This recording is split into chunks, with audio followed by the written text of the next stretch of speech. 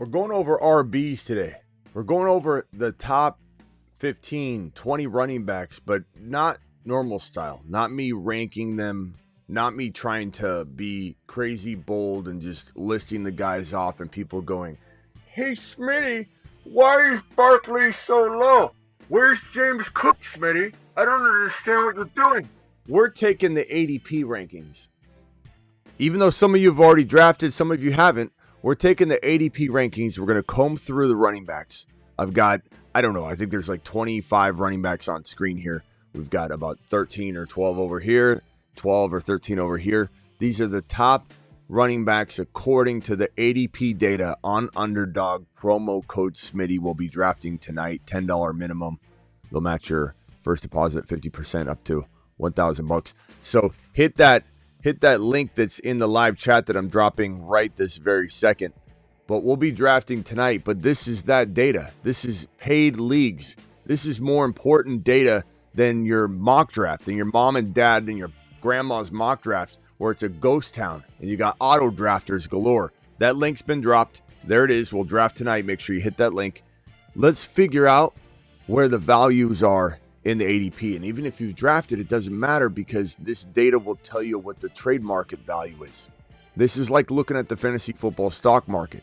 This is looking at Achane at number 13.3 overall, meaning that this guy's got top 5, top 4 overall value, top 2, top 3 running back value, but he's going 13 overall. We look down and see Bucky going 20.4. That means you can trade for Bucky right now using a Derrick Henry, using a Christian McCaffrey, and getting a whole lot more to improve your team.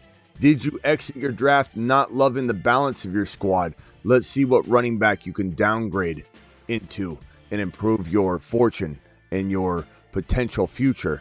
The Fantasy Football Show, Running Back Show, begins right now.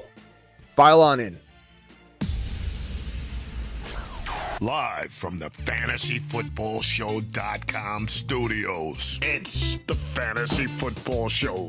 Live! Monday through Friday, 8 p.m. Eastern. Smitty is also live whenever news breaks. Whenever news breaks, we're live. We're live at midnight Eastern almost every single night, and we're live at 8 p.m. Eastern, Monday through Friday.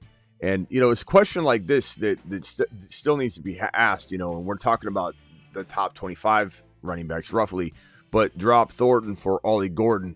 Yeah, because guess what? If Gordon's asked to start, he's in this first list right here. He's in this top 15, top 14, top 20, easily top 20, but probably top 15 RBs.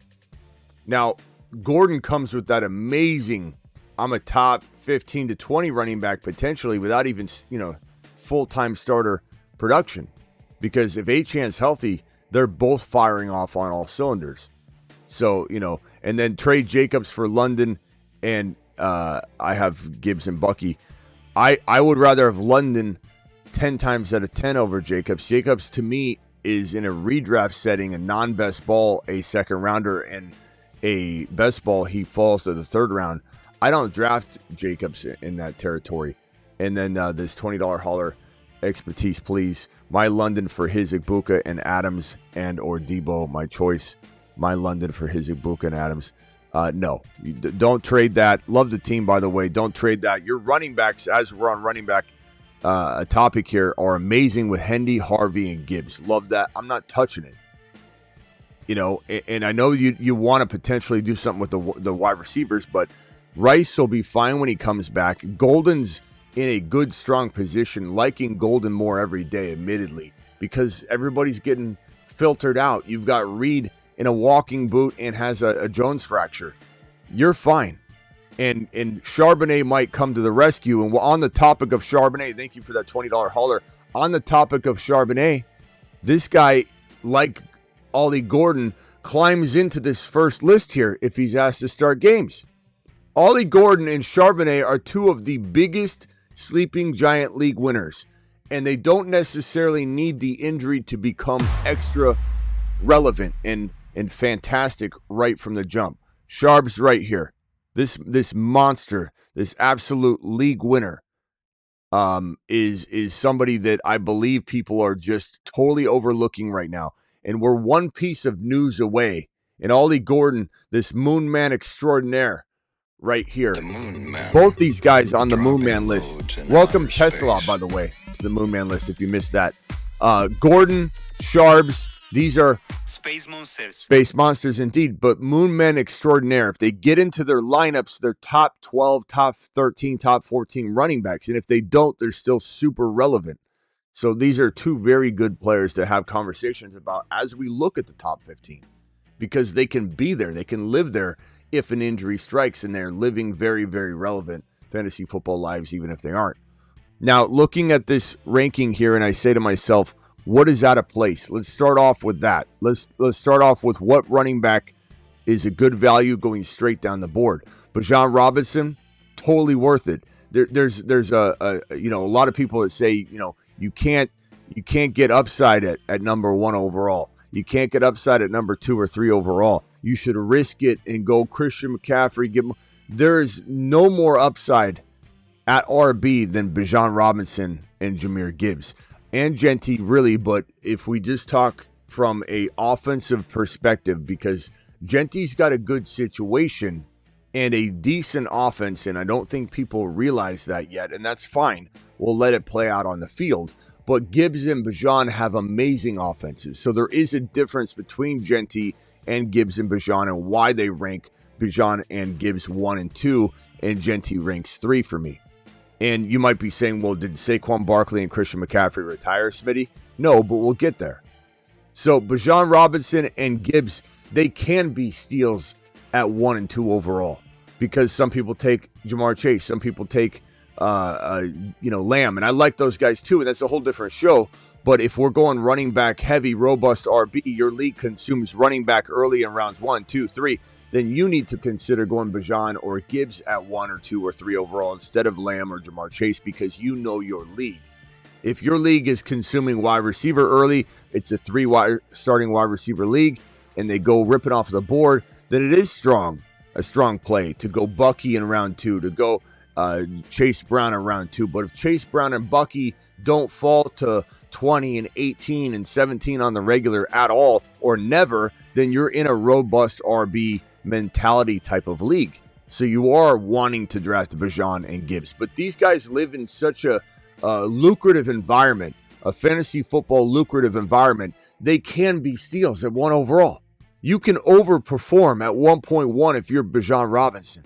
You can overperform at 1.1 if you're Jahmyr Gibbs, because these guys can score 20-plus touchdowns. This is Marshall Faulk. This is LaDainian Tomlinson. This is Emmitt Smith. This is Larry Johnson. This is Priest Holmes. This is the running back that is so worth the 1.1. The two-headed monster approach applies here. In an auction draft coming up, if you want to put your cojones on the table, you might want to think about going Bijan and Gibbs and doing the two-headed monster dance.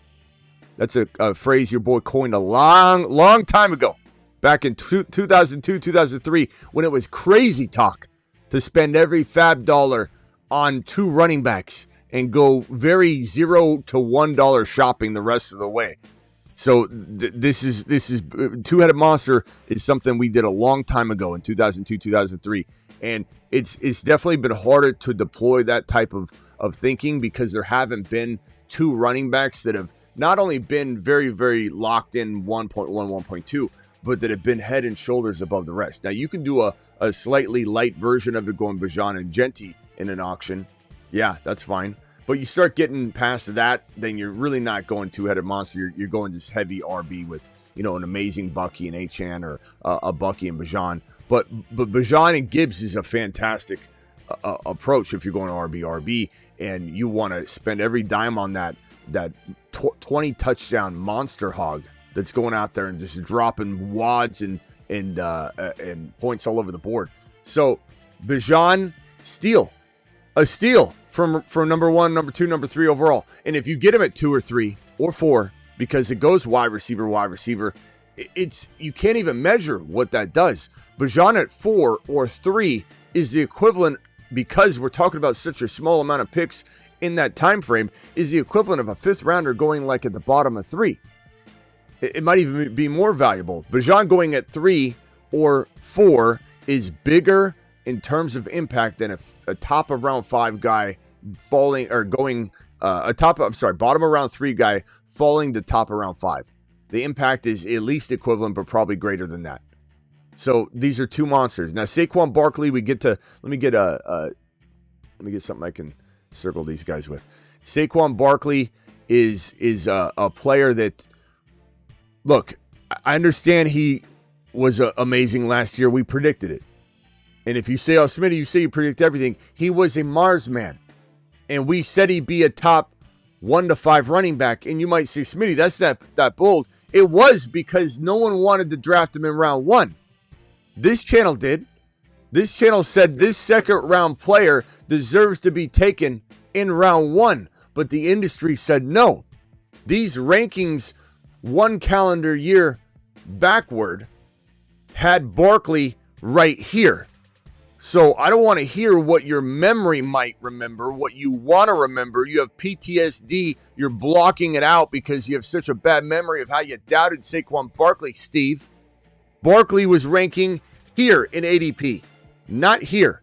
He was a first-round talent that no one wanted to trust going into Philly. Will they use him right? Will Hurts gobble up all the touchdown opportunities? Barkley's injury-prone. They're just going to wear him down and break him. Everybody had something to say about Barkley in 2024. So I don't want to hear, Smitty, you're a Barkley hater. Smitty, why don't you like Barkley? We loved Barkley. He was a moon man extraordinaire, and we told people to draft him, and people won leagues off of that. He was a Mars man. He was on this list Mars man. 1 calendar year ago. And this list looks fantastic, by the way. Loads dropping and spinning aimlessly in space. But we did have him To Mars! as a Mars man extraordinaire. Barkley comes with a lot of inherent risk. The fact that this man carried the ball 430 plus times last year is astounding. It's alarming. It's a cry for stay the hell away. And while it could burn you to a degree, just watching him do well and saying I shouldn't have doubted him, understand he's going to be lights out in month 1. There's a chance he scores amazing amounts of points for 2 straight months. He might be running back 1 or 2 or 3 through 8 weeks. That does not change. That's what I'm predicting could be the case. I'm not sitting here going, oh, in week 2, I should have done. This is the expectation. It's about wearing down. It's about 430 plus carries is a death sentence for a running back. 482, I believe it was, total touches is a death sentence for a running back. It just really is hard to ever have a healthy and strong season that next year. And he did look tired in his final performance. Not saying he won't rejuvenate, just like the leaf blower that I have in the backyard. You charge it, it looks great, sounds great. It feels like, oh, this is gonna hold the charge the entire time that I need it out there. And I get about a third around the yard, and it just goes, and it just ends and just dies completely and just falls off the shelf real quickly. Barkley's going to look fine. He recharges batteries, but at some point, this could really break down for him. Not to mention, they're going to try to throw more. Not to mention that the brotherly shove is still there to consume. Not to mention that he had an ungodly amount of big, long touchdown runs that we still expect him to have some of those, but there's a lot of reasons to think that he might not have the year that he had last year, and the 371 carry curse is a real deal. The Madden cover extraordinaire. You could say, oh, that's dumb, but there's a reason why players hit the Madden cover. There's a reason why Madden players get injured is because they were overworked the year prior. They're on the forefront of everyone's mind, and everyone considers that person the most likely person to get overfed, right? That's why you land the Madden cover, because you were literally the forefront of the NFL. So the usage is usually through the roof with the Madden cover nominee. Barkley is walking into a season where he's been very injury prone his entire career, and you just handed him way more carries than the 371 carry curse. The 371 carry curse used to be undefeated. Now, there have been running backs that have breached the 371 carries, have not fallen off, so it's not undefeated anymore. So you could say Barkley's got hope, but this is a very injury-prone running back. Whereas like Derrick Henry hasn't had an injury history, Barkley has. You hand somebody 430 carries, which is an ungodly amount of carries, and you tell me that running back has a tremendous injury history, it's concerning. It's a very concerning proposition.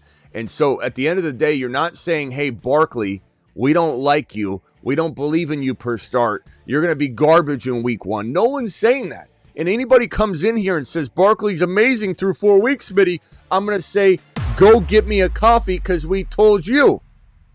The question's going to be, and you could sell him high. You could draft him and then sell him high. But the real question would be, why? When you can just draft the new version, the new Barkley, the Barkley 2.0 that is Ashton Genty, that's going to get you maybe 15 rushing touchdowns on a light year. That's light work for Genty.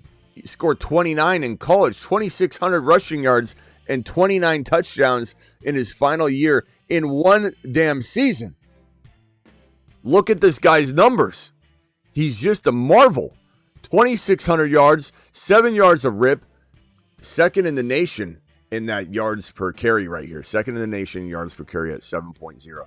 Who is number 1? Trey Henderson. Their boy Trey. But this isn't about Trey. Trey, stop stealing the stage. 100 yards in every single game last year on the ground. That is insane. That is wild. Look at this guy's mother freaking game log. Take a little gander at this beauty right here. Let's start from the top of this. Let's go straight to that game right here against UNLV, where he has 209 and 1 TD. He had 226 and 1, 169 and 1, 159 and 3, 209 and 3, 149 and 2, 128 and 1, 217 and 1, 186 and 3, 259 and 4. This guy's just an absolute straight savage. Look at this 8:31 game. 267 on 20 totes, and he had 6 touchdowns. 6 touchdowns on the ground. Started off hot, didn't he? 6 and 3, 9 TDs in 2 games on the ground. Look at these yardage totals. 267, 192. And you might say, Smitty, this seems like an overworked running back, but the college workload doesn't concern me coming into the NFL. It never has. It never will. I'm worried about NFL mileage, not college mileage, especially when this guy's upright in the end zone on many of his touchdown runs and not getting tackled. So 29 TDs, 2601 last year on 374. So you can say 371 carry curse, Smitty. You could give me that argument, but this is a college running back. These are college hits. These are college players. It's different wear and tear. And for anybody saying this guy doesn't catch passes or whatever, he had 569 yards and 5 TDs the year prior. He was a little busy in 2024 chasing Barry Sanders' record. This is the best running back prospect to come out of college ever, if not at least since Barry Sanders. First in the nation in forced missed tackles. Probably the most important stat in football to translate to success at the running back position. And second in stack boxes. So I don't want to hear, his schedule, whatever. You can say whatever you want, doubt Genty all you want. The bottom line is that Genty going at 13 overall, cost of entry is way more lucrative than 4.8 Saquon Barkley. And even at the same ADP, if I'm drafting Barkley, or I'm supposed to be drafting Barkley, and I'm staring Genty in the face, I don't care about ADP. I'm taking the younger, fresher player that is about to become Saquon Barkley 2.0. I'm not taking the guy that, might rip off for a month or two, but then fall off a cliff because he's been overworked. And keep in mind, you might say, Smitty, but what if he starts off hot? What do I do? If he starts off hot, remember that he has 430 carries. So even if he has half a year of glory, it's week 8, it's week 9, and he's got 210 more carries added to that total. Now all of a sudden you have 640 carries in 1.5 years. What do you think happens? In 1.5 years, 640 carries is going to hit different. And it won't be a great finish. It'll be similar to where we saw him kind of in that final contest in 2024. Just look sluggish, worn down. And so I ask you this. How do you justify taking Barkley, riding the train for a while, then selling him high when you can't guarantee what you're going to get in return? You can't guarantee that this Ashton Genty won't be untouchable. That who you going to get at this point? If Chase Brown's popping off, no one's trading Chase Brown, especially if they worry about that mileage, or you start trading at the first sign of Barkley struggling. Just draft the player you want now. Because Genty can outscore Barkley naturally, even if they both start 17 games, just take the better player, the younger, fresher player now. Don't play games when you can have the player now. That's the whole moral of the story. And Genty's going to truck people just like he did against the 49ers in his revenge game in the preseason, you could say. And I just don't know how people are avoiding Genty at his ADP. Christian McCaffrey, a complete avoid. This guy has bilateral chronic Achilles tendonitis, and he looks fantastic right now running around the field. Running around the practice field, scrimmages, whatever. Just running, cutting, yes, cutting fine, looks good, but this is not taking hits. This is not taxing that Achilles tendon with multiple 300-pound linemen jumping onto his back and trying to pile drive him into the ground. That's when your Achilles tendon starts firing off. It's a different kind of firing off. It's a different kind of wear and tear. It's a different kind of stress on the Achilles. And the Achilles is all about explosion. And so Christian McCaffrey is exploding out there, but he's running. He's not doing unexpected explosions when somebody's hitting him while he's stepping and his Achilles tendon is having to move and adjust and twist. And that's when things are going to potentially go awry. And in the even though he went overseas and had the treatment and certainly improved things, kept his flares at bay, he has chronic bilateral Achilles tendonitis. He also has a major wear and tear issue on the lower body, and the knee injuries are going to be very, very susceptible. So think about his PCL at the end of the year. That's what took him out. It's easy to forget that it wasn't his bilateral chronic Achilles tendonitis that took him out at the end of the year. He came back. It was, in fact, the actual knee injury that he sustained by hitting the ground, and you could say that was freak. But you could also say it's not necessarily a freak injury. His knees are going to be more susceptible. Maybe a younger, fresher Christian McCaffrey, when his knee hit the ground, would he have torn his PCL? Would he have had a PCL injury if his legs were not at the state of wear and tear that they're at? So you can blame freak injuries and such, but he's going to have more freak injuries. He's going to be susceptible to more of those injuries because his lower body is taking on mileage that no running back in the current NFL state has taken on. His wear and tear is through the roof. He's a complete avoid when you can get Genty, and Genty's ADP is now below Christian McCaffrey's, which is absolutely ludicrous. Now, Derrick Henry's a curious case. I can understand why you have Derrick Henry here. I can understand why you want to invest in Derrick Henry here. I can understand why you want him over Achane, who had a calf scare, but is currently not in a situation where we believe that calf injury is going to be a problem. But if you are sitting here going, Smitty, I would rather take the injury risk with Henry than I would with Achane. I understand it. I'm not mad at it. This guy could fall into the end zone 14 times and still have only 900 yards and still earn his value here. He's not going here where Barkley is. Henry's going down several spots at the round 1-2 turn, but on the other side of the turn. So 13 overall, I can't complain about this. Would I rather draft Achane? Yes. Would I draft Chase Brown? Absolutely. Would I draft Bucky Irving? I would. That's me. It doesn't mean I'm wrong either. It means we have to watch this thing play out. But I'm not going to ridicule somebody for having Henry ranked above Achane, Chase Brown, and Bucky. I don't agree with it, but I won't ridicule it. I can say that McCaffrey going ahead of these guys is asinine, given the injury history and given the highly likelihood that Genty outscores Christian McCaffrey anyway, even if they're both playing 17 games. The high likelihood that Achane outscores McCaffrey anyway if they're both playing 17 games. And if Bucky Irving plays 17 games, now finally deemed a starter, working on his footwork, being the every down back, which he wasn't last year, been totally approved that this guy is going to be the every down back. This has been very much triple stamped. Okay, we know at this point that's what he's going in. There's no, Rachaad White's the change of pace back. This is the 3 down back now. If he plays 17 games, he's outscoring Christian McCaffrey. So Derrick Henry might outscore these other running backs if he plays 17 games. He might not. So it's an arguable case that I don't agree with, that I accept. No one's taken laps on this Henry value, especially here. If Henry were going here, I might think very similar about the Henry and Barkley values. But I understand this. I'm not drafting it there. I don't agree, but I understand it. But Bucky, for me, Chase Brown, Achane, these guys have more upside. Plain and simple. If I'm looking at this ranking, I'm taking McCaffrey off this entire board here on the right side of the screen. I have him below Hampton. I have him below all these guys. I'm not saying I love JT this year that much, and I certainly am. I like Josh Jacobs. I don't love Josh Jacobs at 22 overall. I like him. I don't love him. Could I draft him here if I was in a bind? Maybe, but I think I'd rather punt running back, take wide receiver, where if Josh Jacobs is going 19, 18, 17, 20, that means London or someone's falling. So I just tend to like different players better than JT and Josh Jacobs at this second round value. Doesn't mean they're horrible. Doesn't mean that they're 100% locked to bust or drop off. But the mileage for these two guys is high.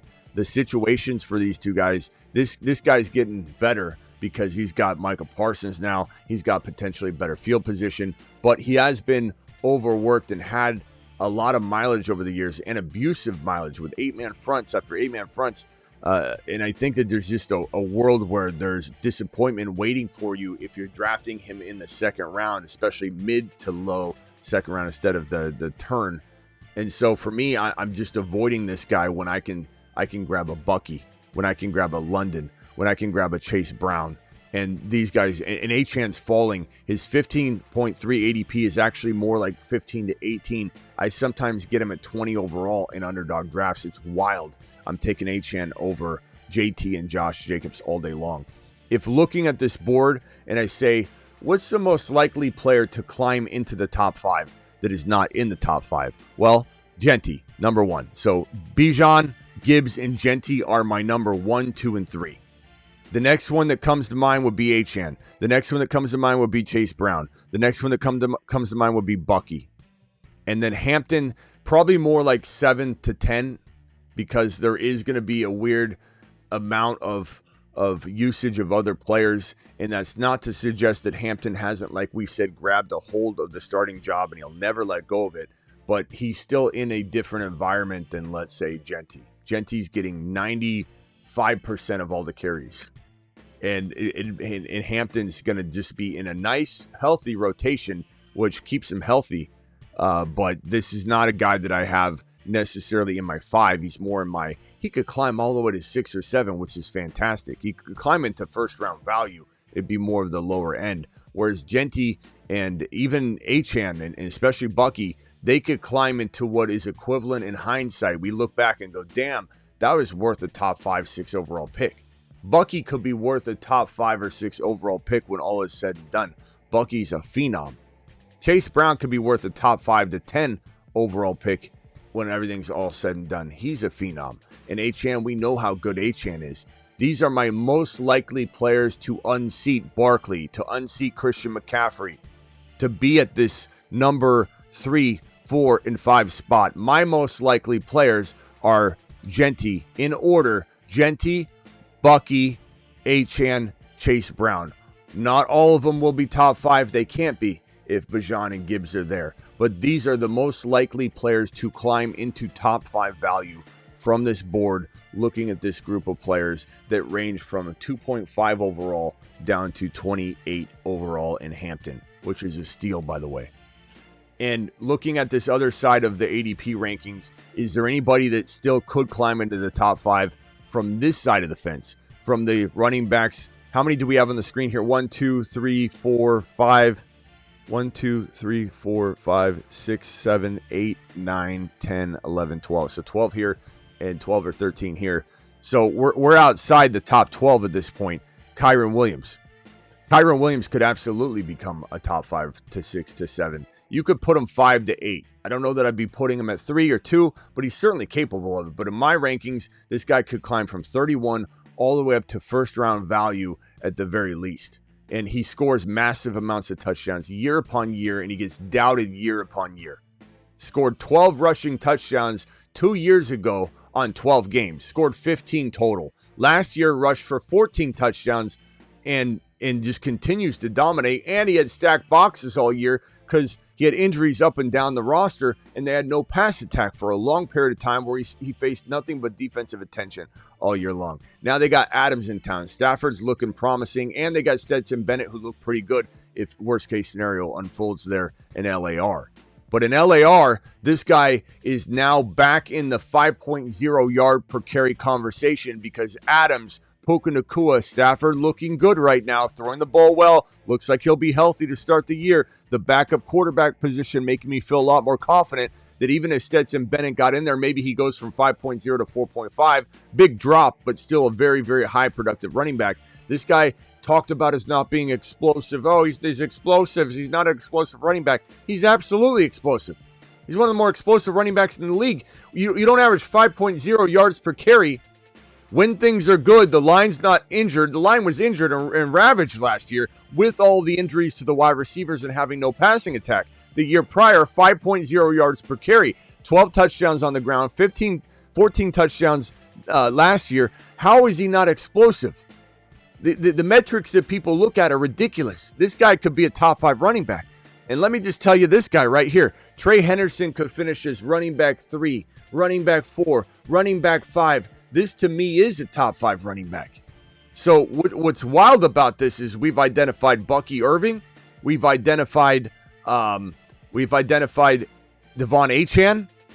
So we've got Chase Brown, Bucky Irving, Devon Achane, Genty as top 5 running back potential players. Yes, but guess what? We still have a couple over here on this side of the fence. Kyron Williams, but especially Trey Henderson.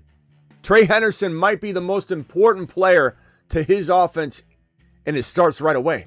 There might be no player more important to his quarterback and his offense than Trey Henderson in 2025. One of the Triple H and Associate monsters. Look at this. In a jam, call HHH and Associates. Triple H and Associates. Locations on Earth and Jupiter. Triple H and E Associates. This conglomerate, this monster, this monopoly of the running back position that is Trey Henderson is the deepest running back call I can find, other than maybe RJ Harvey, who has a little bit more volatility to get there. But this guy right here, Trey Henderson, is the most secure running back in the entire National Football League. Think Christian McCaffrey. Think Alvin Kamara. He's a fresh version of both those guys, and he's going to be given the most secure volume and workload in the entire National Football League for several reasons. Number one, he's a weapon. Being a weapon protects Drake May. Being a weapon helps this team take the big step forward. Being the weapon is what we saw on display in the preseason. Kickoff return touchdown. He's constantly scoring touchdowns. He's constantly making big plays. Every time he touches the ball, it's house call Hendy. That's why we have the house call Hendy video. Taking it to the house every time he touches the football, baby. Taking it to the house every time he touches the football, baby.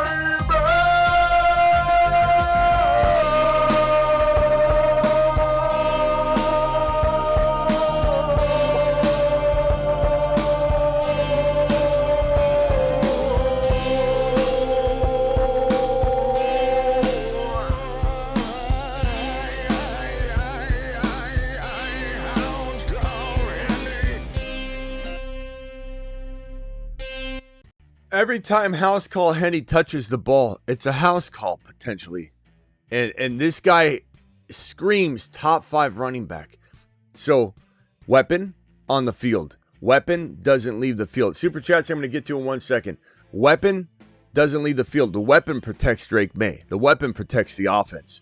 And then on top of all of that, this guy's the best pass pro RB, maybe in the league immediately, but at least top 5. And that means he doesn't leave the field because he's got to protect his quarterback. Drake May is priority number 1. Protecting Drake May is priority number 1. And that comes through 2 ways, 2 funnels. That is dump off screens, being there to allow Drake May to get the football in a position where it gets moved downfield, the chains get moved, and he doesn't take a sack or a hit to the back. and then also protecting him when Hendy's not getting the football. Hendy is the most valuable player to his team walking out of 2025, and we say this in 2026. Everybody says it. Everybody's copying it. Everybody's saying what we've been saying all offseason. We created Trey Henderson on this channel. We created Trey Henderson. We created the Triple H and Associates. Everybody else is just catching up. And one guy ran his mouth in the comments yesterday and said, "You were just like everybody else. You pretend you were first on everything." We were first on this. We were first on the Triple H and Associates. We have been first. Call HHH and Associates. Triple H and Associates. Nobody's Locations on like Earth the and- Triple H and Associates players more than we have, especially Ibuka and especially Trey Henderson. When everybody's talking about this guy, that guy, Judd Kids, all this, we are out here saying, no, it's Trey. It's Trey. And Trey's going to take people to the promised land. These running backs here, these running back rankings, James Cook way too high, Trey Henderson steal. Breece Hall, pretty solid value at 46.1. There's some risk, yeah, sure, but if things don't go well, he gets traded. So then he gets a new opportunity. If things go well, he's not traded and he's doing well. So there's two ways to look at Hall from a good perspective. Same kind of thing for Walker, except for the injury.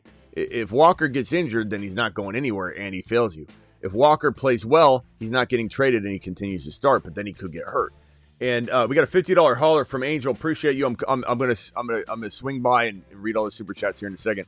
But Ken Walker is very risky at 48 because of the other players that are just around him that are safer, even wide receivers. Chuba Hubbard's kind of safely nestled at 55, does deserve it. That's good value.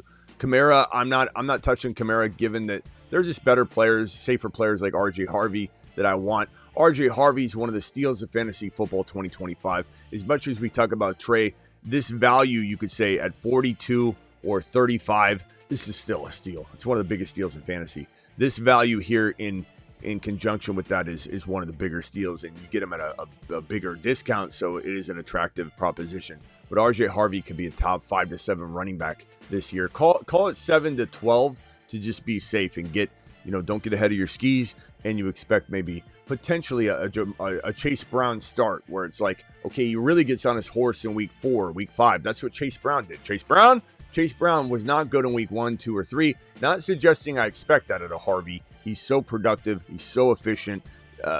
Sean Payton loves him. He's gushing over him all the time, and people just don't hear it. They don't want to hear what he said. He's going to be out there on third downs. But he's not a good pass protection back, Smitty. His pass pro is problematic.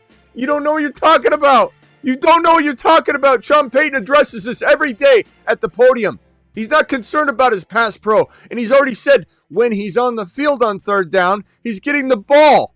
We don't need him to block. We've designed plays for him to get the ball on third down. What's wrong with you? James Conner, draft Benson, don't draft Conner. Pollard, Spears injury opens the door, but I still don't love the ADP comparatively to like some wide receivers or quarterbacks. Swift, not touching that. Pacheco, look, if you cuff him to Brashard, the running backs get really sketchy. It's Harvey. It is Chuba. It is Trey Henderson. It is Kyron on this side of the fence. Plain and simple.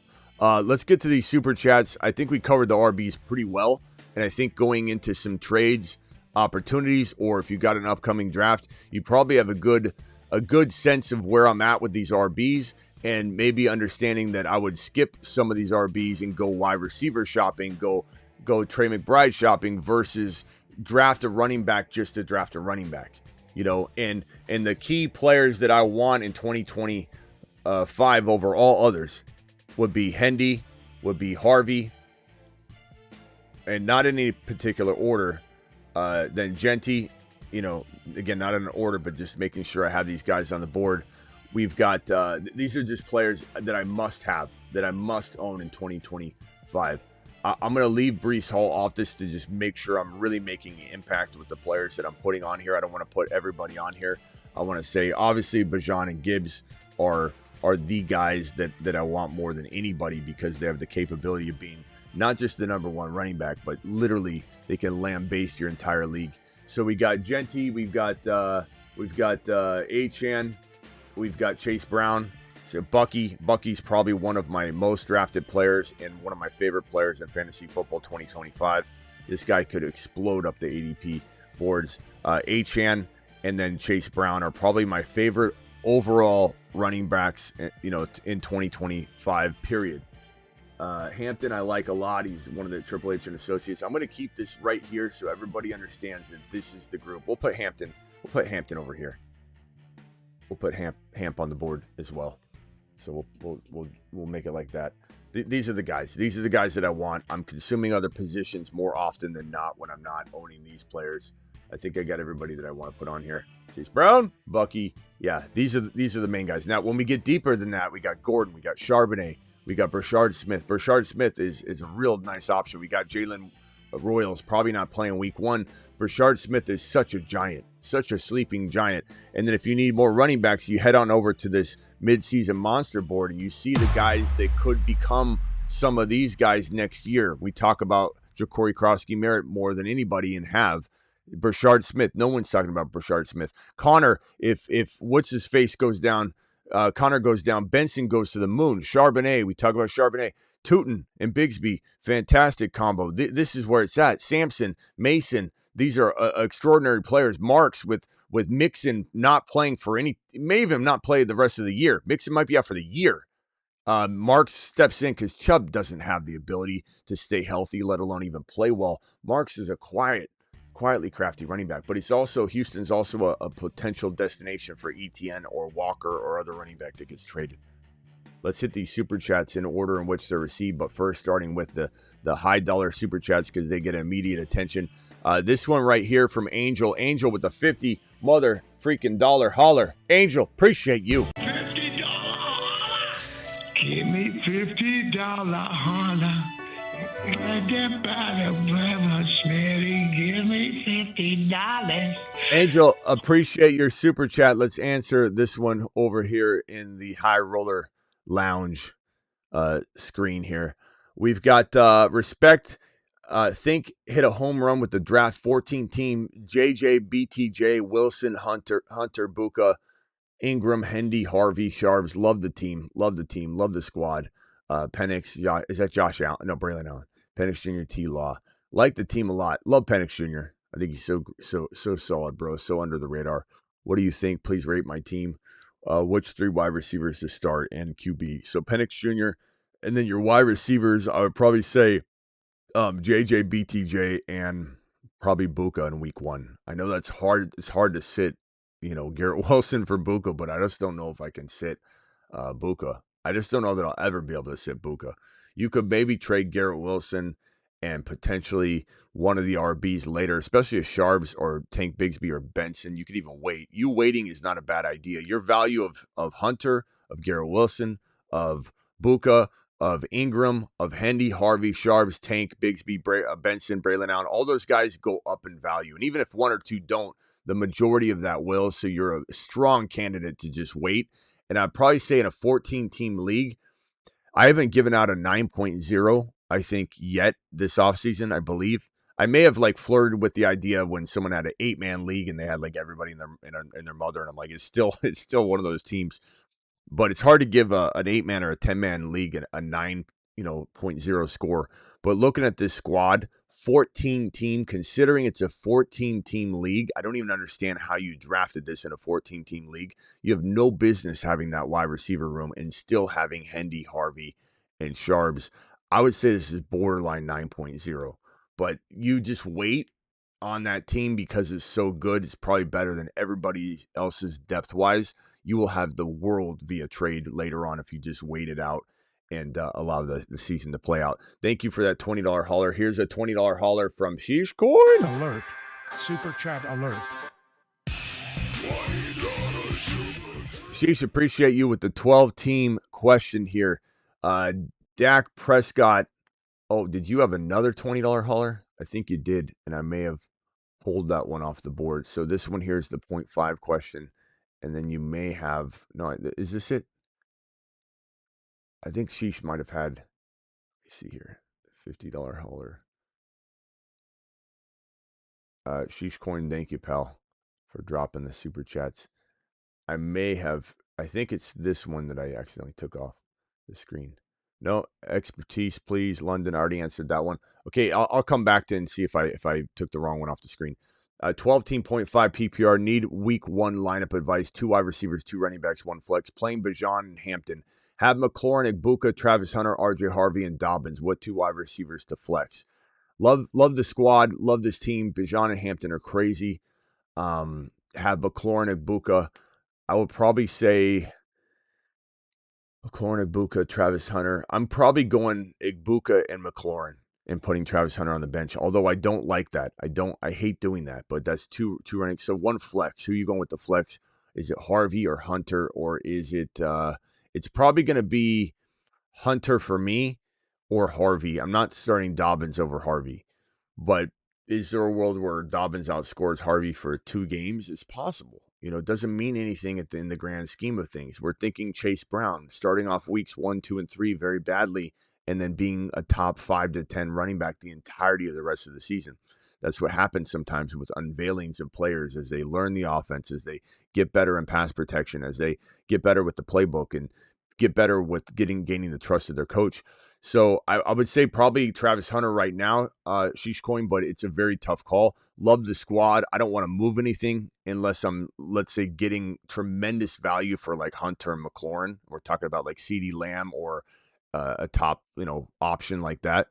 Thank you for that $20 holler, my boy, sheesh coin to the moon with the 12-team question. We've got this super chat here from Luke. Luke's $20 holler and Rich's $20 holler. We're going to put them both on screen here and give you that bunk bed celebration style double $20 holler at the same time. Alert. Super chat alert. Thank you both for the $20 super chats. You guys rock. Hey, Smitty, rate my team, please. 3 wide receiver, 10-man, half PPR, QB, Bo Nix, running backs, Genty and Kenneth Walker, Nico Collins, Travis Hunter, Harrison Jr., and Warren Igbuka. I also have Ollie Gordon on the bench. Love the team. Suggestions, I like getting rid of Walker. I like Walker, but I like getting rid of him. And sorry. I love the guy. I'll be rooting for him. I'll be his biggest fan, but I'll have to admit that I did leave the Walker train briefly.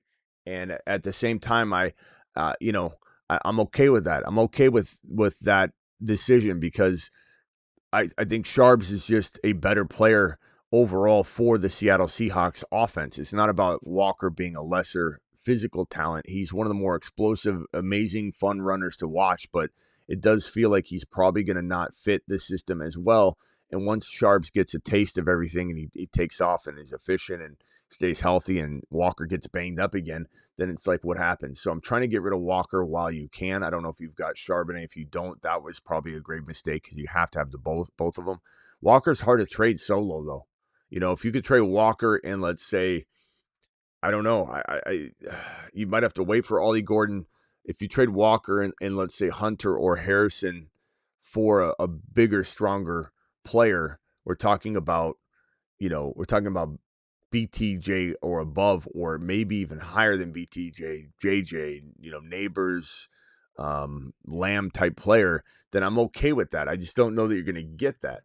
Now, you could explore Nico and Walker for 2 players. So what player is a downgrade that you don't believe is a downgrade from Nico? London, something like that. If you could get London for Nico, and then that person doesn't really see a big difference between Walker and let's say a Trey Henderson, then you make that swap, or Hampton, or even trading out Walker straight up for Harvey would be something that I would do. And then once you make that trade, I love the team. I like the team a lot now, but I would love the team. Or you get Charbonnet somehow, and you could get that via, I don't know, if Ollie Gordon's popping off and you can make that swap later. But it's really a tough proposition to have Walker without Charbonnet. $20 hauler from Rich. Rich, appreciate you, my good man. Alert. Super chat alert. Rich with the super $20 super says 0.5 had extra picks, keeps QB, 2 running back, 3 wide receiver flex. Should I try 2 for 3 or 1? Try 2 or 3 for 1. Or chill. Mahomes, Penix Jr., Bijan. Okay, this is 1 QB. Bijan, Bucky, Hendy, Harvey. Damn, bro. Running backs are just unreal. Penix, Bijan, Bucky, Hendy, Harvey. It's crazy. Your receivers is still very good. Garrett Wilson, JSN, J-Mo, Hunter. I love how all of us have Ibuka and Hunter and Harvey, and we're struggling to start. Raise your hand in the chat if you're struggling to start to bench one of Harvey, Buka, or Hunter. If you've got like those 3 guys on your roster and Debo in some cases, raise your hand if you've got 1 or 2 of those guys. Put a eggplant emoji, fire emoji, hand raised, thumb up to indicate you have that problem. We all have that problem. Why? Because we cook here on the channel. We cook here on the Let him cook.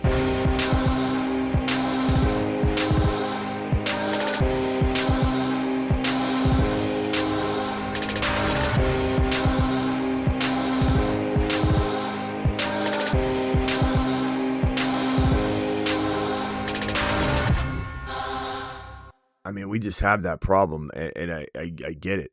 This team is fire, bro.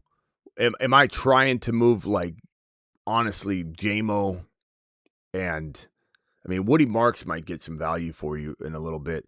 Am I trying to trade, like, JMO and Garrett Wilson for, like, one bigger, stronger, better player and roll with Hunter and that stronger player and JSN? Or JMO and JSN for a stronger player, like the Lamb or the London? Yeah, probably. That's the only move I would make. And who do you start? I mean, if you're going with 2 RBs, your RBs are Hendy and Bucky, or sorry, Bijan and Bucky. Your flex has to be the other running back, Hendy. So Bucky, Hendy, Bijan. Your 2 wide receivers are going to probably, your 3 wide receivers are going to be JSN, Garrett Wilson, and probably JMO for now. But you could put Hunter in over Garrett Wilson if you wanted. I don't think I'll pull JMO out right now. But you're going to be able to trade 2 of those wide receivers together for 1 wide receiver from some team that doesn't have strong wide receivers in a 3 wide receiver mandatory league. Like, that's probably a pretty easy decision to make later once you are faced with that decision. We got Matta with the $20 hauler. We also have Joseph with the $20 hauler. Bunk bed style. You guys are getting celebrations at the same time. Appreciate you. Alert. Super chat alert.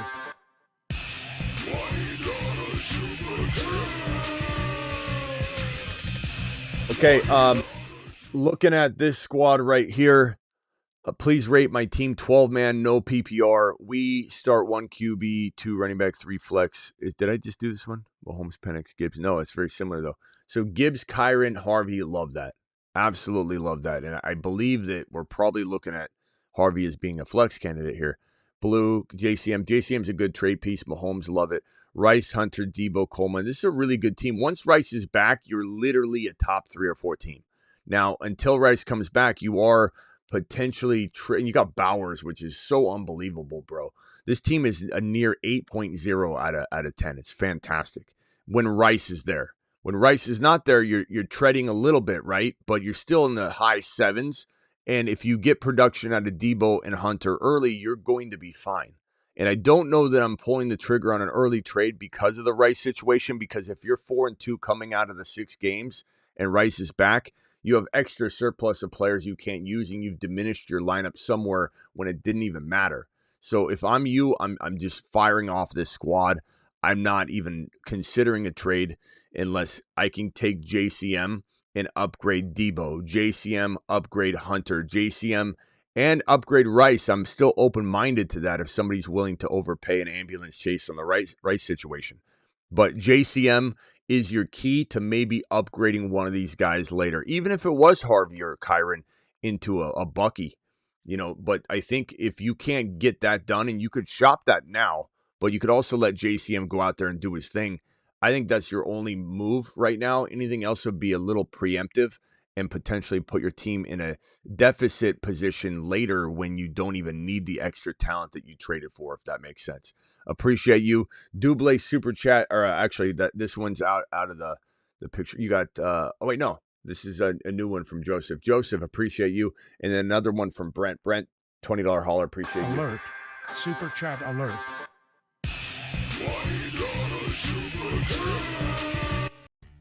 All right, and then we got, let's go back to this screen here. Angel, appreciate the $50 hauler. Did I answer the $50 hauler yet?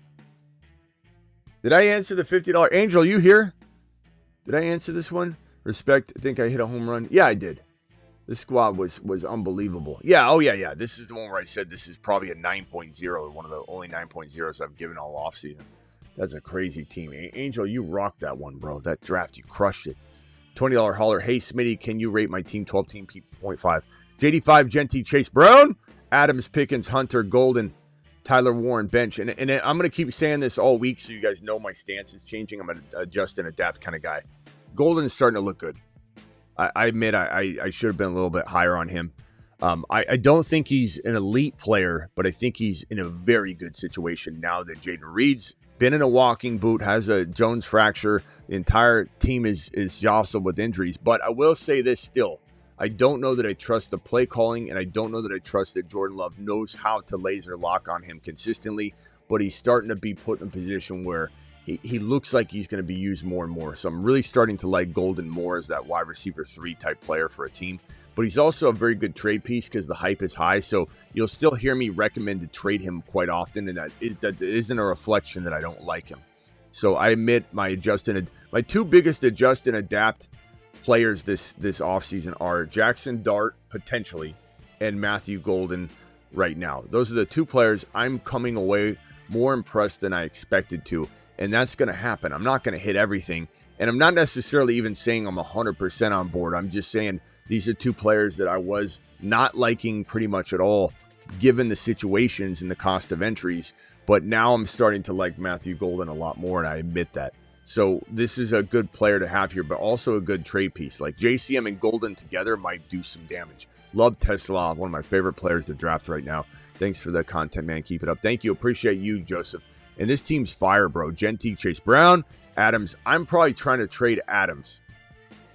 Just call me a skeptic that the 33-year-old guy is going to stay healthy all year. I think he plays really well. It could be a top 5 potential wide receiver for a little while and then gets injured or whatever. So I definitely intrigued by trading like Adams and JCM, or as I said, Golden. Love Gordon, love Tesla, love the team. If I had to rate it, I'd say JD5, Genty, Chase Brown, and this wide receiver room puts you at about a 7.3, 7.4, and you're just one move away, whether it be the JCM or Gordon rise or JCM rise, in solidifying value. They could come from your bench to get you into that 8.0 territory. For me, 8.0 is the golden space for a ranking, just because, again, if I give you something under 8, that means I don't think you're the best team in your league. If I give you an 8 point something, that means that I believe you're in the conversation of being the best team in your league. And your goal is to do everything you can with waivers and trades and just line up decisions in general, or waiting on players that are on your team that could pop off. Just waiting is maybe the decision to make. That is where you're trying to get from the 8.0 to the 9.0. 9.0 is you are, without a hesitation, the best team in your league. I don't even need to look at the rosters. I just look at your squad and say, if I had to bet on you, I would bet on you without even looking at the other teams. That is the goal for the 9.0 rating. I think at the end of the day with this team, the only moves to make are JCM and Golden because their values are good, to try and upgrade Adams. If not, I'm kind of standing down. Love Pickens, love Hunter, love everything else. Warren, it's a fantastic team. You're 7.5 until something's done to change that. And that could be waivers. It could just be staying vigilant on the waiver wire and being the guy that grabs that Puka Nacua, that Bucky Irving, that Devon Achane. We got a super chat here from Crod. Crod, appreciate that 20. This one was here first. Rate my team 12-man, 4.5 PPR, 2 QBs. So super flex or 2 QB. 2 QB is different than super flex because 2 QB is traditionally meant to be like mandatory 2 QB. But I always assume you guys are in a super flex because I never see mandatory. So I'm going to assume this is super flex. 2 QBs, 3 wide receivers, and a flex. T-Law, Lamar, that's, solid. London, BTJ, Tyreek. I'd probably try and trade Tyreek. Ridley, McBride, love McBride. CMC, Javonte, Jalen Warren, Jaden Blue. So I don't love the running back 2 situation. I do try and trade Christian McCaffrey. Doesn't sound like that's what you want to do, I would guess. And the running back you're starting alongside of him is probably going to be, I mean, you have no choice. It's probably got to be Javonte. And Javonte today deemed the number 1 running back on the roster. That could change, certainly. But that's what you would do going into the season. If it were me, I'm trading Tyreek and CMC. I might trade them in separate trades. I might trade them together. I don't know what they would get together, but you could trade potentially Tyreek for a Harvey. You could trade Tyreek for a Hampton. You could trade Tyreek for a player like that, and Kyren might even make some sense. And so if you were to do some sort of trade like that, and then you could take CMC and turn him into a Lamb. You could turn him into a JJ, into a Neighbors or whatever, and come out with a Harvey and JJ instead of CMC and Tyreek. But that's up to you. Lamb and Hampton, or Lamb and Hendy, or Lamb and Kyren would be way more ideal.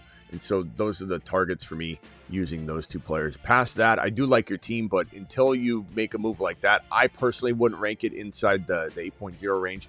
But you're certainly in the 7 still. You got a lot of talent. And if you love Christian McCaffrey, bro, keep McCaffrey. Don't listen to me. But that my take is that I don't want McCaffrey on any of my rosters. And at least non-best ball. Best ball, I'll take a gamble because it's a $5 draft. And if he does hit, that you need to have at least 1 or 2 shares or something like that. Pick 10. Who should I look to get? Genty. Obviously, if any of the guys above that are available that I love and rank all the time.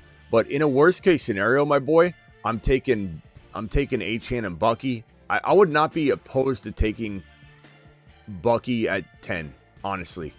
But I would try and get him at your corresponding pick because he probably falls. So you're getting BTJ and Bucky more likely than taking Bucky and getting BTJ.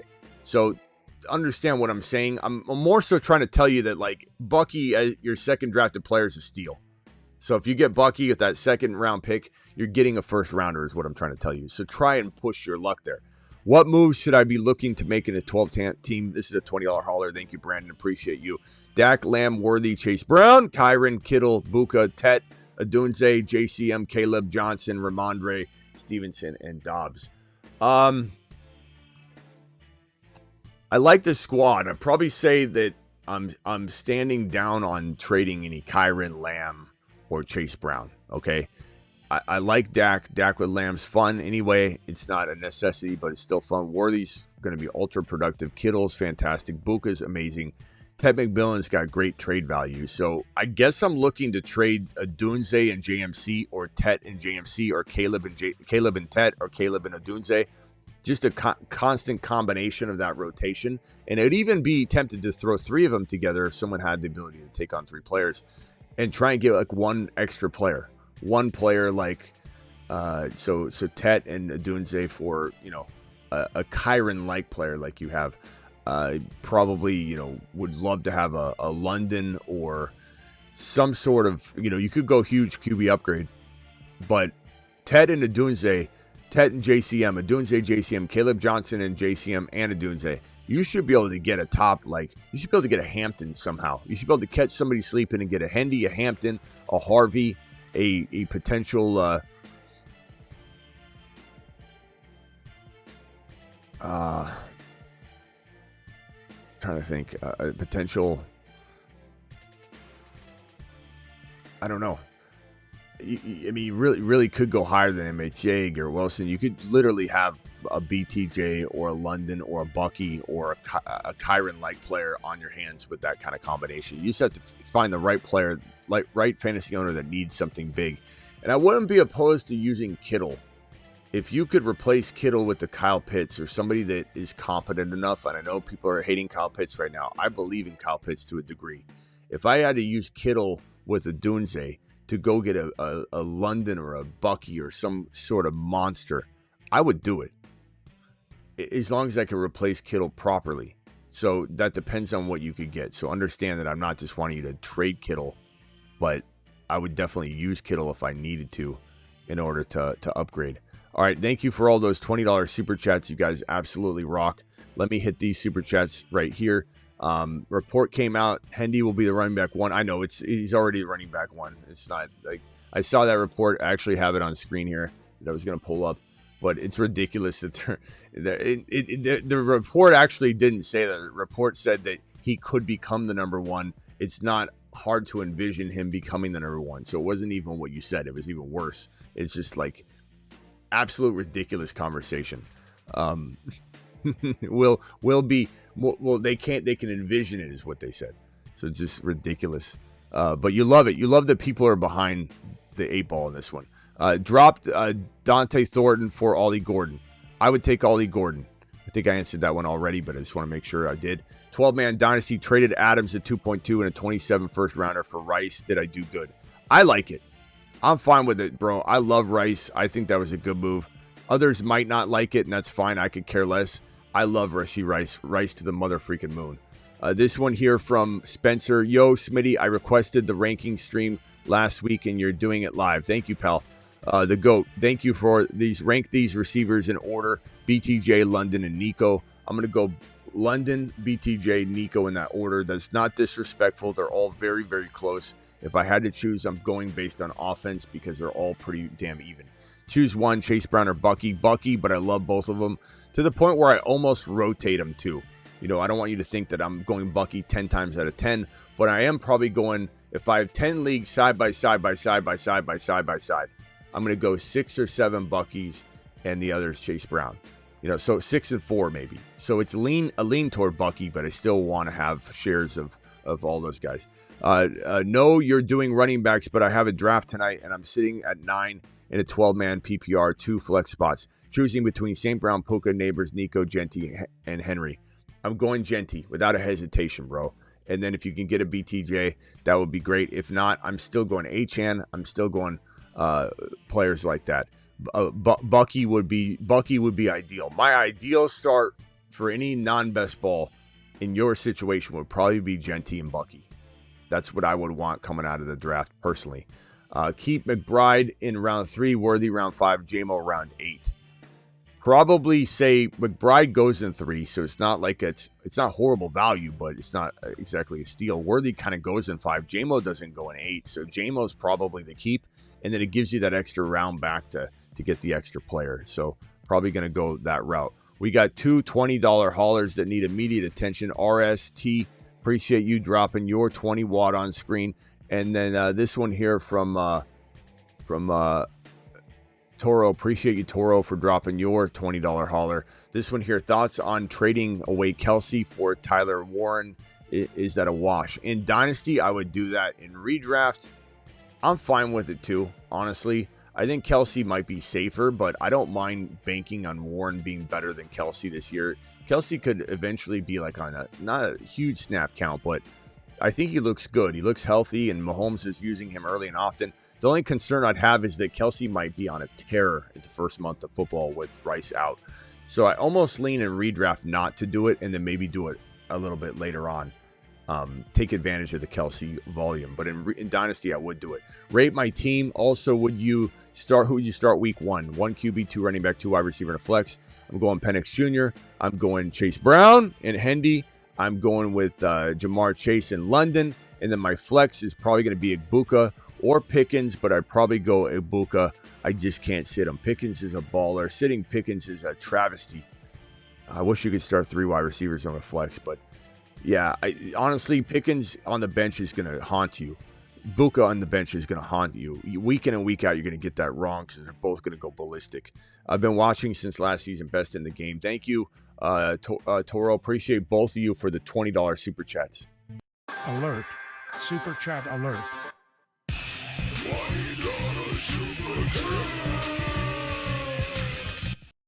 Appreciate both of you with those $20 wattage drops right there. Appreciate you. All right, let's get back to these super chats here. I think I'm working my way through. We're doing pretty well.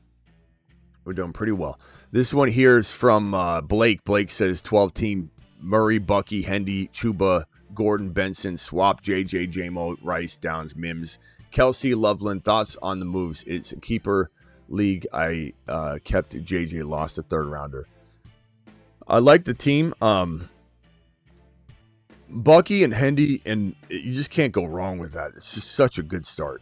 Murray, love Murray. Chuba's. I do love Murray. I think people are wildly disrespecting Kyler. Do I have better quarterback options on my mind? Yeah, I do. Do I want different players than Kyler Murray? 5 times out of 10, sure. But the fact that people think Kyler can't be a top 6 to 10 quarterback is funny to me. He certainly can. Gordon, Benson, Sampson, JJ, JMO, Rice. Love the team. Only thing I might do is move J-Mo on the high.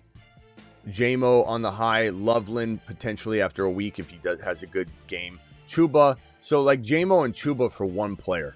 You know, Benson could gain some value. Sampson could gain some value. Gordon. So you might be, if you can't get the right deal, just wait.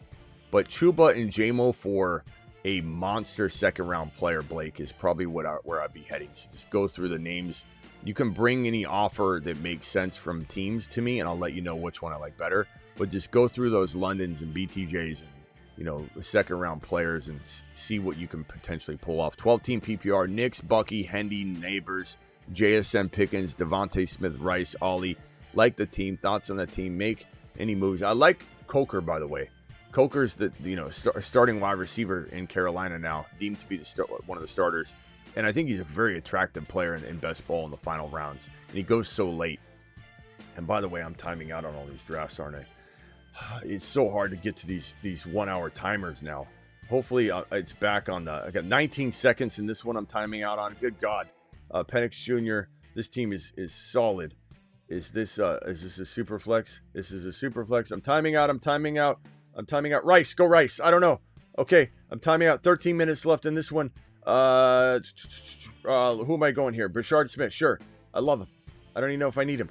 I'm timing out. 39 minutes in this one. I can do this one right now, and then I'll be caught up for at least a little while. I need RBs. I like RBs. What do I need? What do I do? Where do I go? Timing out. Keaton Mitchell. All right, there we go. We're good for about 39 minutes. I timed out like 7 drafts right there on those picks. But you guys are more important than that. Hopefully that didn't cost me $100K. 12-team PPR, Knicks, Bucky, Hendy, Neighbors. Love the squad. Rice waiting in the wings. Devontae Smith's a player that I'm tempted to trade. Bucky, Hendy, love the team. Knicks, Neighbors, JSN, Pickens. I don't know. There's not much to do here. You're just waiting on Rice to come back. There's not a lot of trade. Running backs, I'm not trading Bucky or Hendy, so it's not a lot of trades you can cook up where you're not trading Bucky, you're not trading Hendy, you're not trading Neighbors, you're not trading JSN really, you're not trading Pickens. I love all those players, bro. Maybe Devontae Smith and JSN for like a first round wide receiver. Past that, I don't know that I'm even doing anything. You could potentially, just because you got such a surplus at wide receiver, maybe get a little bit more running back depth just to have, but like Devontae Smith and Reed or Devontae Smith and something else, or just Devontae Smith for that Harvey, for that player, that running back that might go in the same territory. That's the only thing I'm even considering. Maybe who's your tight end? Your tight end is who's your tight end? Am I missing it? I mean, maybe you're trading Devontae Smith to upgrade there. Maybe Devontae Smith and Nix to go a little bit higher at QB, which even though I love Bo Nix, it's just, that's the only thing I can think of. Past that, you're standing down. That team's phenomenal. So you're good. You got great depth too. I have Genty and Hampton and Hendo. I want to upgrade my wide receiver, which is MHJ. Who can I get with Rice and Hendo? Rice and Hendo, I don't trade those guys, bro. They're so undervalued right now. Hendy to me is in hindsight going to be worth a first round pick. So if you can't get using Rice and Hendo, Lamb or JJ or Chase, I'm not doing it. And you might laugh at that. Somebody might say, you're not getting that. I know. That's why I'm not doing it. That's what I just said. So I'm not going to do that. I'm not going to do that. Would I trade Hampton over Hendy? Maybe. So how about we trade Rice and Hampton for a BTJ-ish wide receiver, William? That's what I would do. Don't trade Hendy. Hendy's not a guy I'm trading. 14 Snake, which is the best running back, wide receiver, running back? There's no answer to this, bro. I wish there was a cookie cutter way to say this. There's not. People ask me this every day. It's board. What's the board give you? What's the board telling you? What's the board speaking to you? Telling you to go running back without knowing the board is like telling you to move your queen to the middle of the chessboard on the 7th move, no matter what the hell's going on the board. But I will say in general, I think in a 14-team league, balance will be the key to making sure you make the right selection in round 3. Sometimes in 14-team leagues, the 3rd and 4th round picks are the ones that win or lose the league because it's so thin. And if you're balanced, you're going to be less susceptible to mistakes and going with just a a position instead of a player. But I'm still going to go RB if the price is right. So there's no real answer to that question. 12-team PPR, JD5. Thank you for the super chat. Dak, Gibbs, Genty, love it, Chuba, Charbonnet, Gordon, Tyreek, Ridley, Buka, Horton. Like the team, thoughts, moves. Probably go not trading JD5, not trading Gibbs, not trading Genty. I'd be tempted to trade. Look, Charbonnet will gain value later, so you could wait. You're a candidate to wait for sure, but I'd be trading Tyreek now. Tyreek and Ridley together to get one wide receiver that ranks higher than Igbuka, and then have Igbuka and that player. BTJ, London come to mind. I'd trade both Ridley and Tyreek for London, BTJ, JJ, obviously Lamb. I would trade Chuba Hubbard and Tyreek for one monster Bucky. Achan's doubted. Achan's one of the most doubted players right now in fantasy. Go try that as well. That would be a great move for you, in my opinion. This one here is from Jimenez. Appreciate you for dropping the super chat. Sharps is for my Dak. I have K9. I mean, yeah, if this is a super flex, though, I don't know if it is. If it is, I mean, that's a little bit costly. So I'd say no in a super flex. Let's see. Super flex, yes. Okay. You did say that in the middle of the message. Yeah, that's a little costly. I love Sharps, but you're overpaying. In a superflex, Dak is worth way more. At Fields, Jettas, Sun God, MHJ, Devontae Smith, Tesla. I know it feels bad because you missed him, and it was a mistake. I'm not going to lie to you, Jimenez. It was crap to bed there. But at the same time, you can't be trading away a top 20 overall player in a superflex, which is Dak Prescott, in a superflex for a guy that doesn't go in round 7 or 8 in a non-best or a non-superflex. So he's a steal. I love Charbonnet, but you've really got to be careful. This is a way overpay. You got to get more. He's going to hold him over your head, but it is what it is. You might need to trade K9. You could trade K9 to him. You could trade K9 to somebody else. Kyron Harvey, JCM. You got a really good team. Jettas, Sun God, MHJ. I wouldn't panic, but I would be shopping K9 if you can't get Charbonnet. K9 and Devontae Smith might get you one player like Bucky or Achan who's doubted, or even potentially a Hendy. Just try and get that. Or wide receiver wise, maybe you're getting K9 for Ladd, K9 and JCM for Ladd. Those all make sense, but you don't even need necessarily a wide receiver with JJ, Sun God, MHJ. So I'm probably using Devontae Smith and K9 or JCM and K9, but probably Devontae Smith and K9 for a running back. Or you could try quarterback shopping. You know, super flex is hard, but K9 and Devontae Smith could get you Achan or Bucky. Absolutely. Or a player right around that territory. And I smash the hell out of that if I can get an opportunity to trade into a running back of that caliber. And those are two good pieces, bro. You should be. K9 and Devontae Smith are two very good pieces. Those are guys that go probably around 4-ish, let's just say. So you're going to be able to reach right up into 2. You could get a Hampton for that. Pick up Tesla or Burchard off waivers. If you need a wide receiver, I would probably lean toward Tesla, and if you need a running back, I lean toward Burchard Smith. In general, I think Tesla is safer. I think Tesla is going to be a dog. I think Tesla is fantastic, but it is a tough call, given that you're probably needing one position over the other. So you're gonna have to make that call for yourself, or let me know and I can make the call for you. But I need to know what you need more of. Or you just listen to what I'm saying and you make that call. So you need a running back, go Burchard. That's my decision. If you need a wide receiver, go Tesla. If you're kind of breaking even and need neither, then I'd probably go Tesla. Just because he's cemented into the number 3 role. He's so solid at getting opportunity. I love Tesla.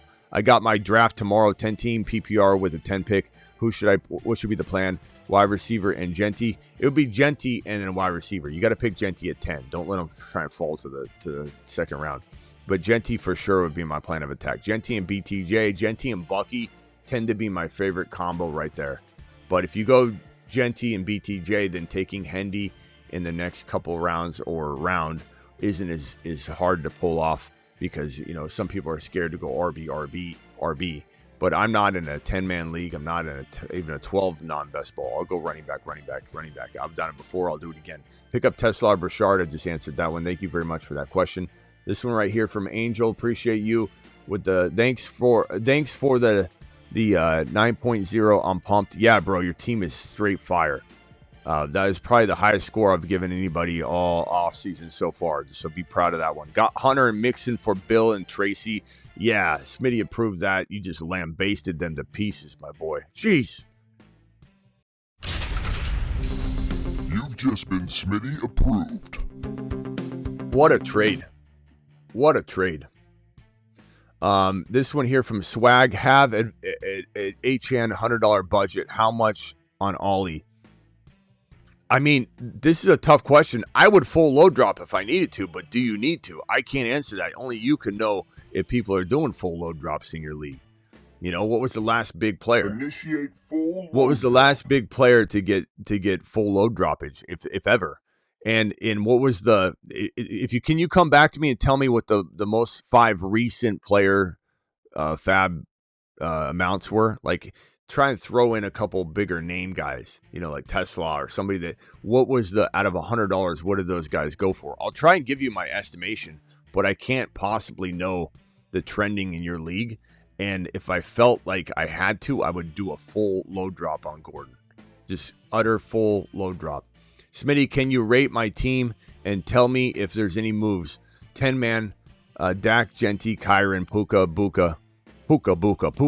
Bowers, Hendy, love the team. ETN, Toot, and Brees. Brees and Debo are tradable pieces here in the bench area, bro. So if you're going to go get Dak upgraded, I do that. If you could upgrade potentially, I don't know. I don't know that I want to upgrade anything else. Your team's phenomenal. I think I love the depth. I think the team feels in a 10-man still so well-rounded that you're getting that like 8.0 vote for me anyway. I think you're solidifying it for sure if you could upgrade Dak using Debo or Brees Hall. So Brees Hall and Dak for like Josh Allen, Brees Hall and Dak for JD5. I'm 100% doing that. If not, I don't know that I want to necessarily. I mean, you could upgrade Puka to Jamar Chase using Debo or Brees Hall, but you know, past that, if you get Lamb or Jamar Chase, I'm interested in that. And the reason I would overpay is because this is a 10-man league. 10-man leagues, everybody's stacked. Everybody's got plethora of players. And then you go to the waiver wire and Ollie Gordon's sitting there. You got to recalculate the trade and say, did I really do that? Or can I throw Ollie Gordon on the other side of the trade, even though he's a waiver wire guy, to examine whether this is a good 2-for-2 swap using the waiver wire? And then all of a sudden, Ollie Gordon becomes an amazing addition. 12-man PPR, 2 flex, Genty, CD, or Achan at the 1.6. CD. If CD's available at 1.6, I'm going CD Lamb. The only player I'm drafting over CD Lamb, only 3 would be Jamar Chase, Gibbs, and Bijan. So as much as I love Genty, I do love Lamb chops there. I'm not avoiding that. Looking like Bucky or Chase Brown.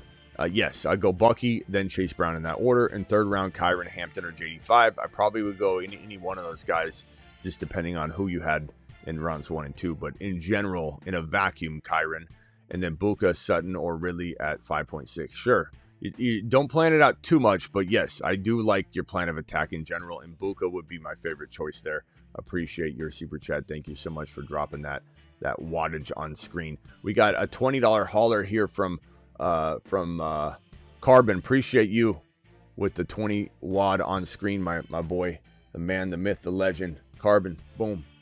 Alert. Super chat alert. Carbon, appreciate you. Smitty, love you. Help my team. 10 team, 0.5, 2 flex, 6 point TD pass. Running back, Genty, Harvey, Swift, JCM, Gordon, Chase, London, Evans, Higgins. Love the team. Devontae Smith. So Devontae Smith and Higgins and Evans, I'm very interested in moving.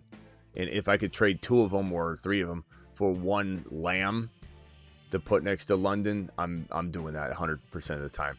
Now, maybe you got to go like Higgins and Evans and Swift, or JCM, Evans, and Higgins. If you can get a Lamb chops or JJ, I'm doing that. I'm putting them right next to Jamar Chase, and I'm getting rid of that tremendous amount of depth that you have. Harvey, I'm fine with. Genty, I'm fine with. Swift, I would move as well. Swift and Evans, Swift and Higgins. If you have to trade Swift and Higgins or Swift and Evans for a BTJ or a London type player, I know you got London already, but type player, then I'm doing that too. Like if I can't get Lamb, I'm not giving it maybe as much, but I definitely give Swift and Higgins. I'd rather keep JCM, but if I had to give JCM, I would as well. But that's an easy call. That's the only thing to do here. Ingram's great. Pitts is fantastic. No one's going to overpay for Pitts, so you just keep him. You could sell Ingram later once he pops off, but definitely love the squad. Your quarterback is, let's see here, 2 flex, 6 point per TD, Harvey. At the end you put QB Dak. So Dak would be another piece that I'd try to upgrade. I like Dak a lot, but if I can get rid of Evans or Higgins or Devontae Smith with Dak and even throw in a Swift, I'm upgrading Dak into Josh Allen, JD5, Lamar Jackson, Joe Burrow, Jalen Hurts, and Patrick Mahomes. Those would be moves that I would absolutely smash every time. Appreciate you dropping the super chat, my boy. And this one from ZK to the moon. Appreciate you, ZK. This one from DeBalt to the moon. Appreciate you, DeBalt. DeBalt's my boy. And then this one right here. This one right here is from Blocko. Appreciate you. Thoughts on Jamar, Drake May, and Debo for JD5 neighbors. JD5 neighbors, Drake May. Jamar, Drake, May, and Debo for neighbor. Give me JD5 and neighbors. Easy. You were putting Drake, and I was making sure I wasn't seeing Drake London. Rate my 12-man team: Burrow, Hampton, Harvey, Chase, Rice, Bowers. Love it. Igbuka, and then bench Debo, Reed, Keenan Allen, Blue. So Debo's a good trade piece. Can you really use him to upgrade anything? I like Rice. You're using Debo while Rice is out. I'm not really worried about that. I think your team looks great. I don't think I move a thing. I think it's a near 8.0 out of 10. The only thing I'd say is a little bit of depth. If you just stay vigilant on the waiver wire and you get that one player that just you shouldn't have, like Aldi Gordon, Charbonnet, like something like that via a small trade or just waiver wire, then all of a sudden you've got the security to keep and maintain that near 8.0 value. But it's a really good squad, well-rounded, love it. One of the teams I don't necessarily want to make any moves. 10 team round 8 or pick 8. What's that? R8. Oh, rate it. Some of you guys are shorthand, man. Rate it. 2 QB, 2 running back, 3 wide receiver, 1 flex, 1 tight end. Defense, JD5. 2 QB, so Fields, JD5. Hendy, Sampson, Caleb. Okay. Don't love the running back 2 right now. I'm definitely moving Caleb if I can. Hopefully Ollie Gordon or Bill step up. Bill is the guy I'm probably starting right away with Hendy. And then I like him though. But Neighbors, London, fantastic. T-Mac, Igbuka, Ridley. I'd probably be moving T-Mac and Bill or T-Mac and Caleb for one slightly better running back, bro. Think Kyron. Think Harvey next to Hendy. I'm probably trying to do that. Chuba Hubbard. And then past that, man, very, very good team. Very, very good team. Love the squad. I think you're one move away like that to get into any sense of an 8.0 type of situation. But you are close. You're just one move away. Hendy, house call Hendy. Taking it to the house every time he touches the football, baby. Thank you very much, my boy, for dropping that DeBalt to the moon. A moderator in chief as well, so appreciate all of his hard work. And then the final super chat, then the phone line's open, but I'll answer super chats in the order in which they're received, and $20 haulers get immediate attention. Week 1 start Hunter, Igbuka, Debo, Ridley, pick 2. I'm going to go with Igbuka and Debo, but I would waver on that. Those are very, very close calls, my boy. Very, very close calls. Anybody that says otherwise is lying to you. And I'd probably waver right into kickoff. Right into kickoff. Call into the show. Call into the show. You're live, 812. Who is this and who am I talking to, 812? It's Jared. All right. Jared, hang tight real quickly. Let me just merge a couple people in here. Just hang tight real quick. Gavin, mute yourself. I'll be right with you. Just please hit mute. Okay. Let me get this guy in here as well. 1 second. Yeah, Jazz, mute yourself, Jazz. I'll be right with you. Okay. Just please hit mute. All right. Let me go over to 812, which, I'm sorry, you said you were who? 812? Jared. Jared, what can I do for you, Jared? You're live. Hey, I had a draft over the weekend, and my roster is there's a lot of RBs going off the.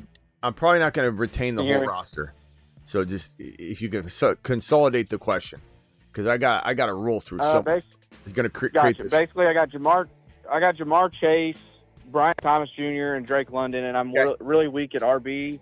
I've got Travion Henderson, Breece Hall, JCM, Zach Charbonnet.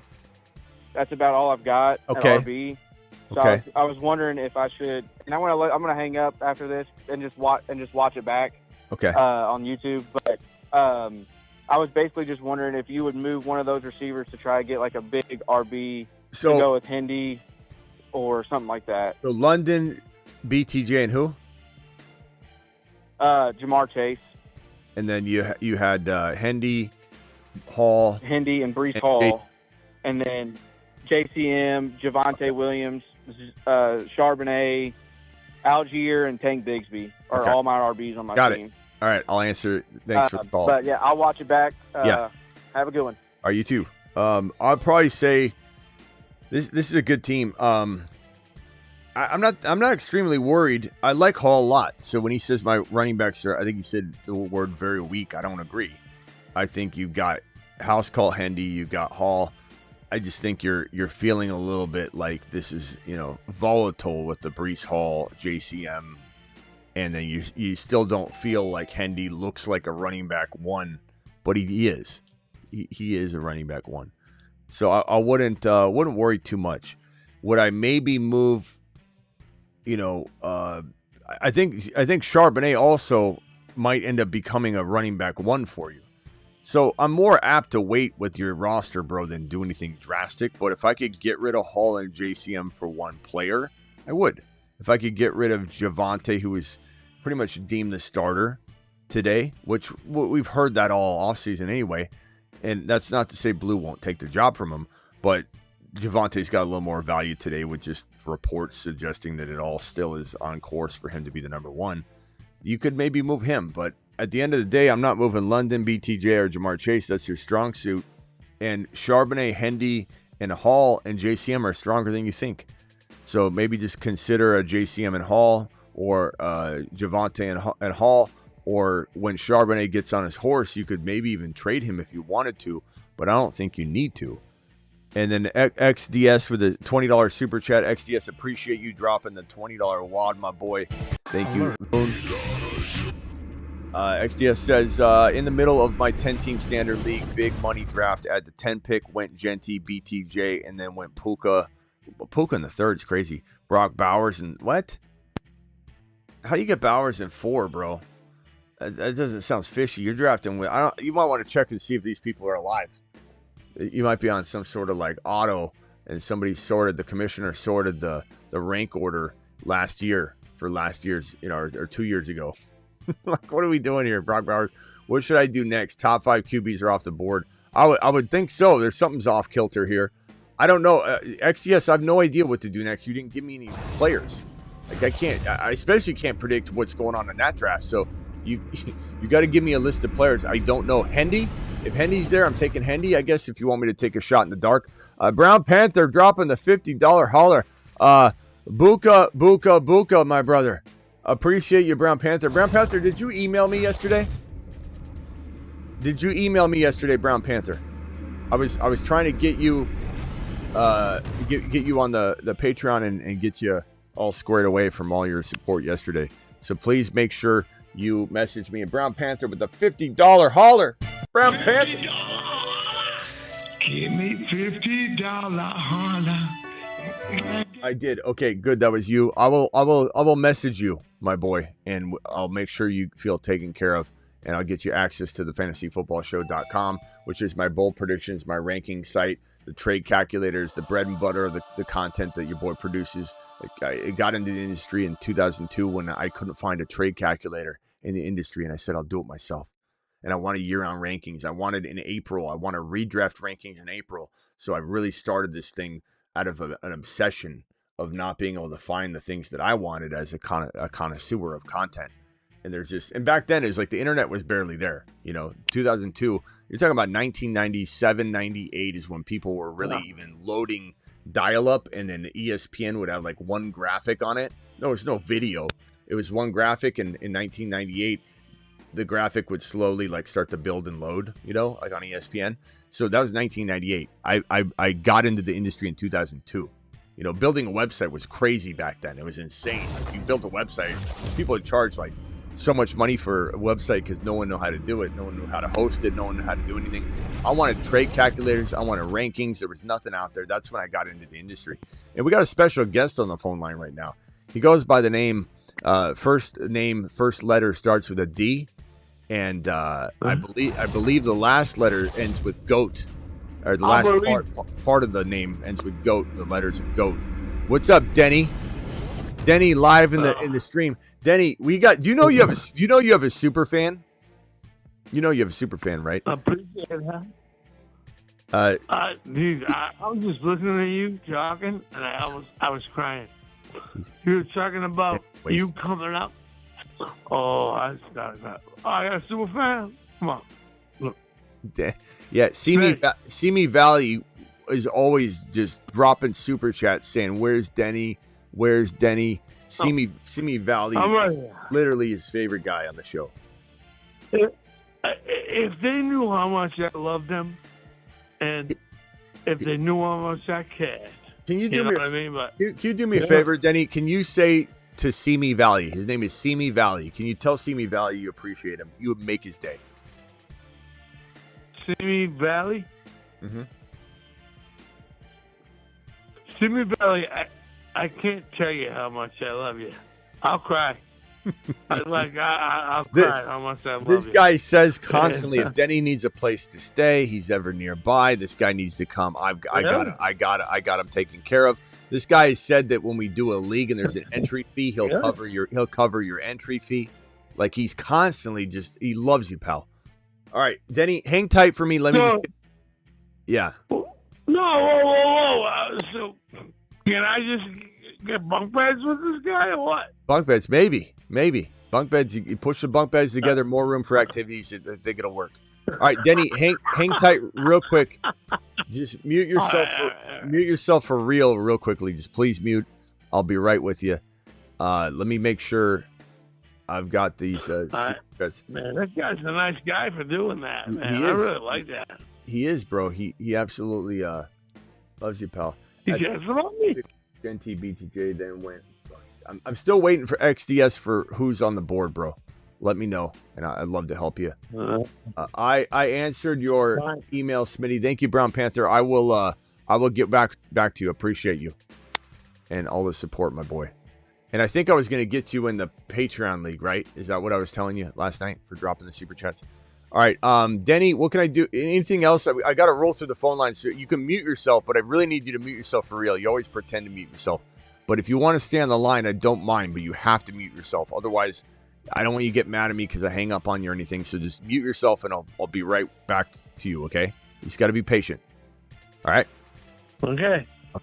Let me go over to Travis. You're live. Travis, what can I do for you? Good, sir. Hey, how's it going? Go. In a Dynasty league, you would give up James Cook, obviously, to get Harvey. But you would throw in Olave, too? To get Harvey for James Cook? I would rather have Harvey, yeah. I think that the fair market value might mean that you can get Harvey for Cook straight up, though.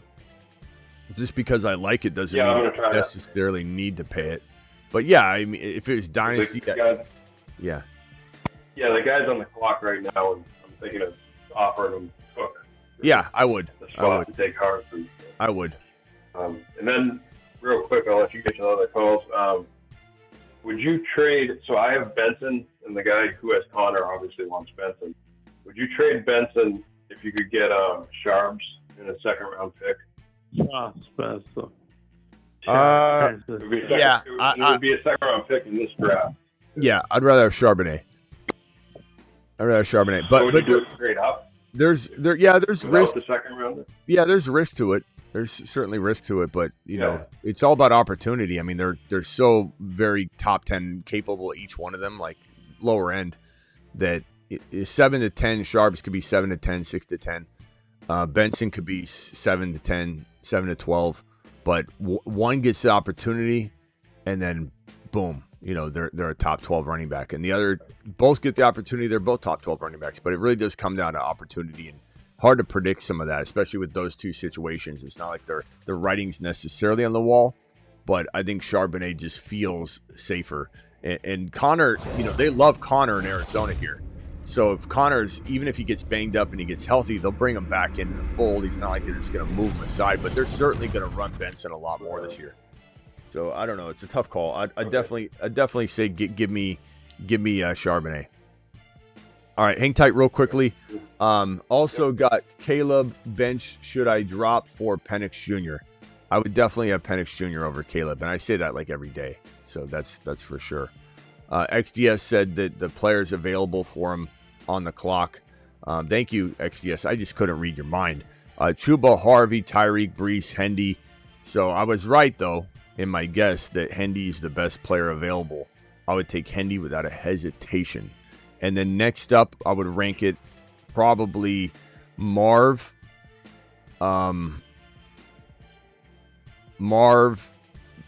maybe even Garrett Wilson, Buka.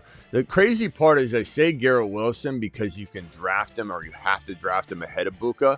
But I have Garrett Wilson and Buka in my buddy league, and I'm starting Buka over Garrett Wilson in week 1. So it's like, what am I really doing? You know, you might pass on Buka for Garrett Wilson, but then you want Buka more. It's hard to say. Let's address the next pick when you get there, maybe. But certainly Hendy would be the smash pick right here. Absolutely. What's Denny? Denny, what are you doing? What are you doing? Laughing. I'm sorry. I'm laughing. I'm sorry. Okay. Quick, Smitty. Yeah. Bucky or Harvey for Dynasty? Bucky, easy. Bucky. Okay. Yeah. All right. Bigsby, Charbonnet, Ollie, Michael Pittman Jr., Jamison Williams on my bench. Would you drop any of them for Marks or Eckler? Not Eckler. Marks is a nice player, but Pittman Jr. I'd drop Pittman Jr. maybe for Marks, but it's not an easy call. Pittman Jr. seems to still have some trade value, it seems. I don't know. A 10-man league, Herbert, Penix Jr., London, JSM? Do you mean JCM? Do you mean... probably JSN. Yeah, JSN. MHJ, Rice, Debo, Achan, Hendy, Harvey, Sharbs, Tank, Ollie, Ingram. Who should I trade for a better quarterback and tight end or wide receiver 2? I don't mind Penix Jr., to be honest with you, but I would probably say that the player I want to trade most on your roster is, maybe nobody. I love every single player. I love London, JSN, MHJ, Rice, Debo, Achan, Hendy, Harvey, Sharps. These are all my boys. Ollie, Ingram. I don't want to trade any of those guys. I love Penix Jr. If I had to consolidate it all, it would probably be JSN and maybe a Sharps, who you call Chard. I think Chard is Sharps. I think that's who. But you almost have to wait. I think you're a candidate to make a trade, but don't want to do anything too early. And I'm drafting the 1.2 in a 10-man PPR. Plan is to go Bijan, Chase, Bucky at my 1, 2, 3. So Chase Brown, Bijan, Chase Brown, Bucky. I would go Bucky before Chase Brown personally, just so you don't miss out on that. I highly doubt that Bucky falls to that 3rd round pick, and I would be more devastated to lose him. But that's just me. But yeah, if you were able to get those 3, and you think you need to go that route to get them, then do it. You know your own league. But that would be crazy start. That would be a win a league start, no doubt about it. No hesitation in my mind. Okay, let me hit the phone line real quickly. I might, Gavin, as quick as you can, pal. No full team breakdown, please. I got a full phone line of super chats piling up. Go ahead. And Danny on the line. Okay, for week 1, who would you start between Metcalf, Debo, and Pearsall? Debo. Debo over Metcalf and Pearsall. Pearsall's a nice play, but and I definitely look to trade him high. Yeah. Who would, like, if I was going to trade, like, Pearsall and DK, what are you looking for there? Pearsall DK for Ladd, Pearsall DK for Kyron, Pearsall DK for Hampton, Hendy, Pearsall DK for Harvey even. Yeah, I would. All those guys. Chuba maybe. And then wide receivers, Ladd makes a lot of sense. I don't know if you can go higher than that. And quickly, would you do Metcalf for Ibuka? Yes, Ibuka. I'm not sitting Ibuka for DK, so I'm going to take that. Okay. All right, my boy. Thank you. Later. All right. Gavin to the moon. Jazz, you're live as quickly as you can, my pal. Hey, Smitty, what's going on, man? Real quick, easy question for you. I know you covered the Packers news with Micah Parsons joining the team. I'm wondering if you think this boosts the value for Josh Jacobs a little bit. Improved defense could mean more running. Just wanted to get your thoughts on that.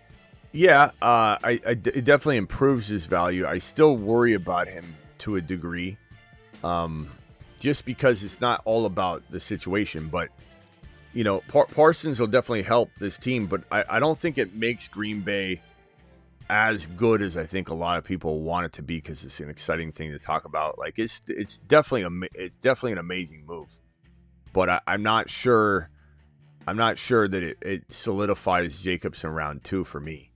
There's just Bucky, London, Achane, Chase Brown. You know, I still like Hendy over Jacobs, you know, and I'm not taking Hendy where Jacobs is going. So I'm tending to go wide receiver or whatever. I like Bucky.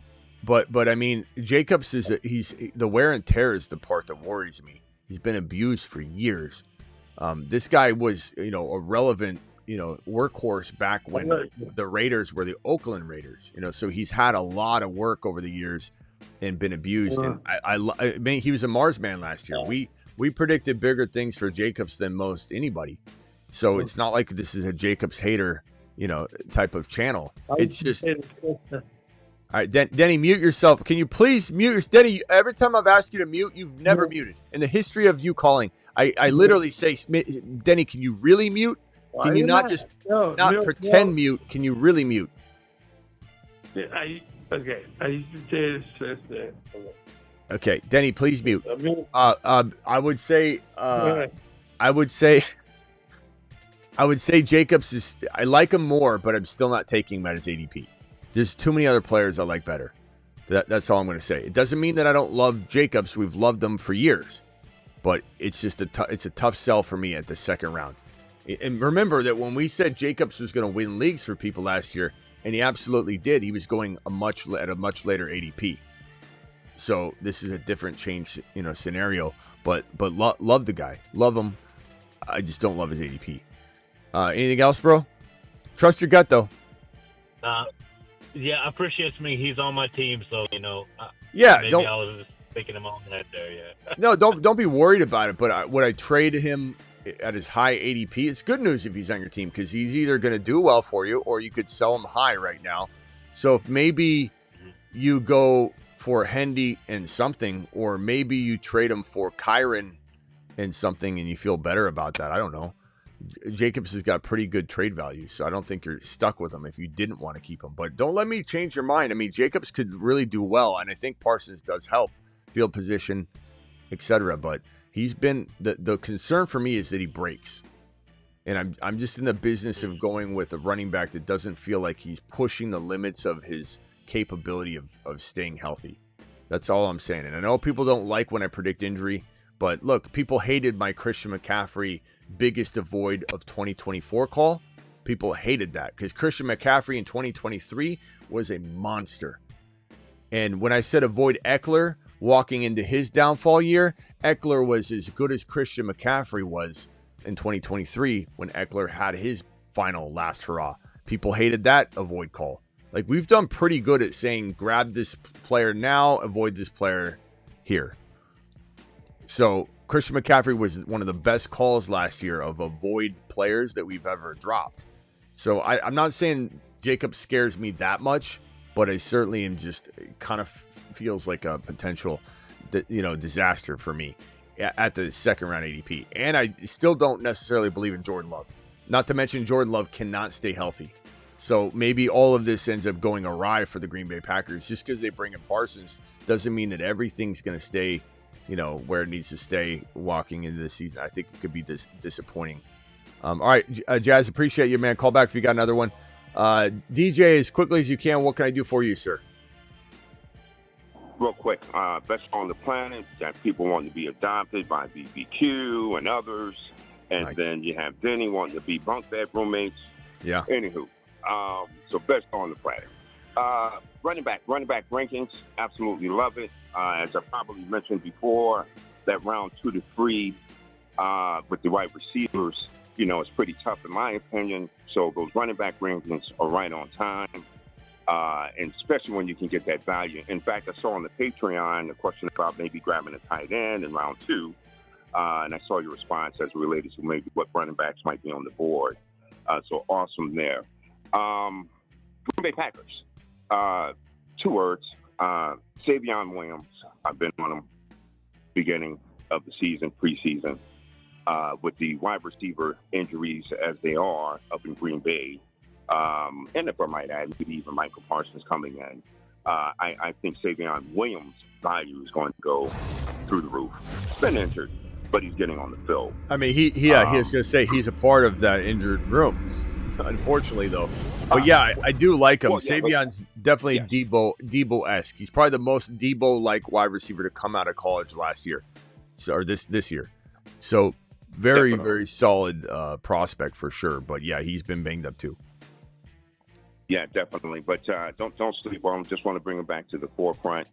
You mentioned something about Austin Eckler. Is he still a thing? I'm not trying to be funny or facetious. I'm just saying. I don't draft Eckler. Yeah, I mean, I don't draft Eckler. I understand that he could be a role player and maybe in a bye-week bind, something like that, but I'm not drafting Eckler. I think that it's JCM, it's Rodriguez, that's what we're looking at. And Eckler's not going to be any. He might get like 400 yards receiving and 3 or 4 touchdowns. It's certainly possible, but Eckler's not somebody I'm drafting. Gotcha. And I'm going to call in, this is the last thing, I'm going to call in on some help with the Triple H and Associates. So I'm down here in Gainesville, and I'm trying to refrain from betting on my nephew's LIU football team, who's playing the Gators, okay, with a 44.5-point spread. And listening to the show and this and that, previous years or whatnot, I may have gone and betted on the heart there and what have you. But I'm going into the swamp on tomorrow. Not too sure. Maybe 10 of us might be in the stands out of the 80,000 that might be there. But I was calling in on Triple H Associates and thinking, should I lay something down on the 45.5 points on the LIU against the 40? Call HHH and Associates. Triple H and Associates. On the defensive side, I think you might be able to get to Langley a time or two. Sure. I'm gonna hang up. All right. Yeah. Fair enough. Go for it, DJ. All right. Appreciate you. Later, bro. Fair enough. Thanks, guys. Do it live. Man, I don't know if he was just clearing his head, but I don't know if anybody else was picking up on. I think DJ was just getting all of his thoughts that he had in his head out. I don't know. I've just sitting here listening to him going. Just wanted to say, the pasta was pretty good last night. It was pretty good. And then all right, DJ, go do it. Drop it live. XDS is on the clock. I think he said Hendy just went. That's a shame because that was the steal of the draft, XDS. That was the steal of the draft. I don't think Hendy should have been. I forget who you took at that last pick. I mean, you shouldn't have got the players you got either, though. Ended up going Marv and Harvey at the 5-6 turn because Mahomes and Hendy were just ahead. Notables left KW3, Chuba, Brees, T-Mac, Worthy, Hunter, Buka. I'm probably going Buka here, and then Rice or Hunter next. Chuba, really. I guess Chuba. Chuba, Buka, Hunter, Rice, kind of like in that rough order, but maybe depending on your team need, you maybe mix it up. All right, let me get the phone line cleared out here, and then I got to answer some of these super chats. Denny, you're still there. Denny, you there? Did Denny really mute? Or did he pass out? Denny? Hello? Denny, hello? He went night-night. Let me merge this call in here. We'll maybe leave Denny on the phone line sleeping and see if he, reemerges at some point. Like, if we startle him awake or something. Denny? Hey, Denny? Let's go over to this phone caller while we wait for Denny to wake up. 813, you're live. Hey, I just had a question about a big trade that's possibly coming up. I kind of have depth for my wide receivers. I have Ibuka, Worthy, and who else was it? I forgot. But basically, I'm trading away T, Tet, J-Mo, and Ollie Gordon to get BTJ, Rice. Say it again. You're trading away. And I have Tet, J-Mo, and who? Tet, J-Mo, Ollie Gordon, and T. Higgins. T. Higgins.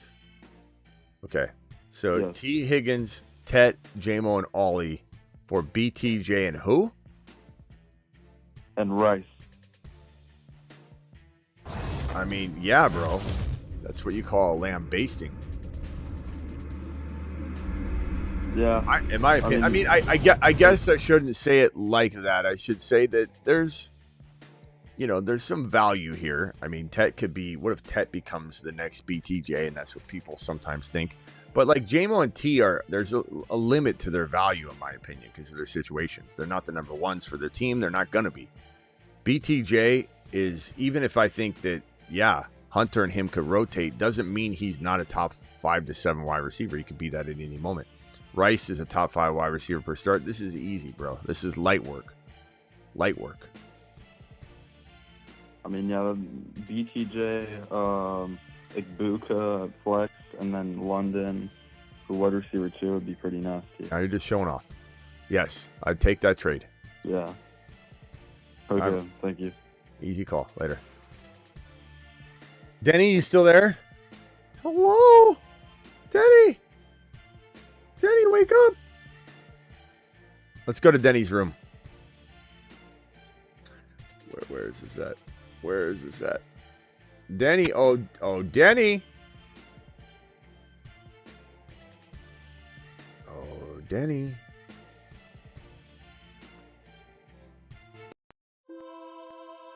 This is Sleepy Indy Joe's room, but also Denny's.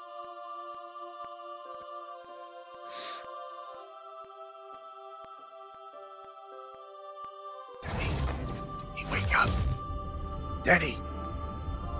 Denny. Wake up, Denny. Who's on the line right here? Travis, what do you got? What do you hear? What do you say?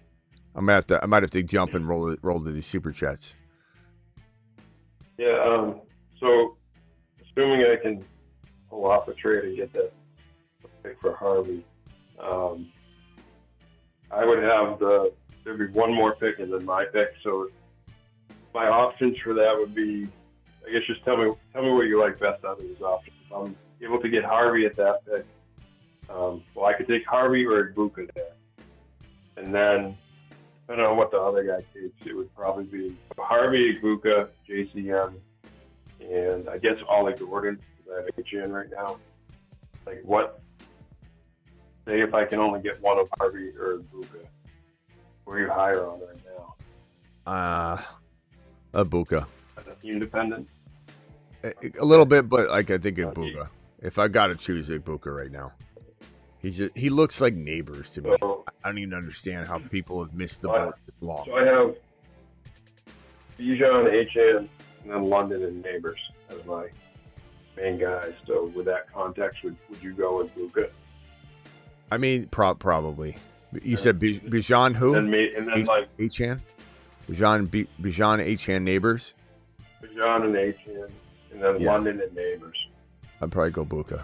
And okay, and then if I did that, then, and assuming Harvey goes, if Harvey isn't there, would you then just go with Ollie after that? I would have a pick after. Given you have Achan. The Achan spot. Yeah.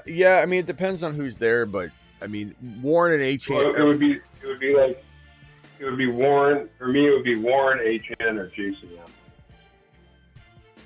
Warren and So. Ollie are pretty close, but I'd probably lean Ollie. Yeah, Warren and Ollie. Okay. Yeah, I'm not. It's not easy at all. It's definitely close, but I'd probably lean toward Ollie. Just because you have, with that context, take Buka, and then just shore up the running backs with Ollie. I could swing it. Probably, close call though. Yep. All right. Appreciate it, Smitty. All right, man. Later, bro. I'll be back tonight. Appreciate you. All right. Phone line's closed. I got to get through these super chats. I appreciate you guys. I'm sorry. If you're trying to call in, I have like 5 people trying to call in right there, but I have to close it and go with the supers and get these out of the way. Shoddy says QB 6 points per TD. How much does that change your strategy? It just moves the quarterbacks up a little bit more, but that's it. I mean, relatively speaking, you still got Bo Nix, you still got Penix Jr. that are going to be there, so it doesn't change too much, other than you're going to see more quarterbacks go in the top 3 overall rounds. Which sometimes I let happen. It depends on the flow. If I'm getting Hendy, I don't want an early quarterback. If I've got to go T. Higgins, I'm going early quarterback. So it depends on the board. Rank. Is this CD? What are we doing here? Rank. I think this is rank and then CD. I guess.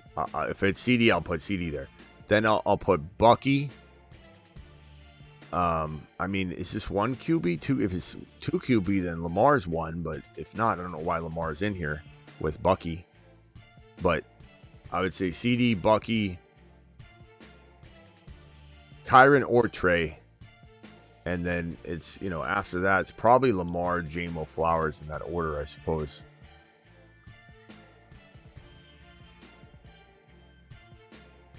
Okay, let's see here.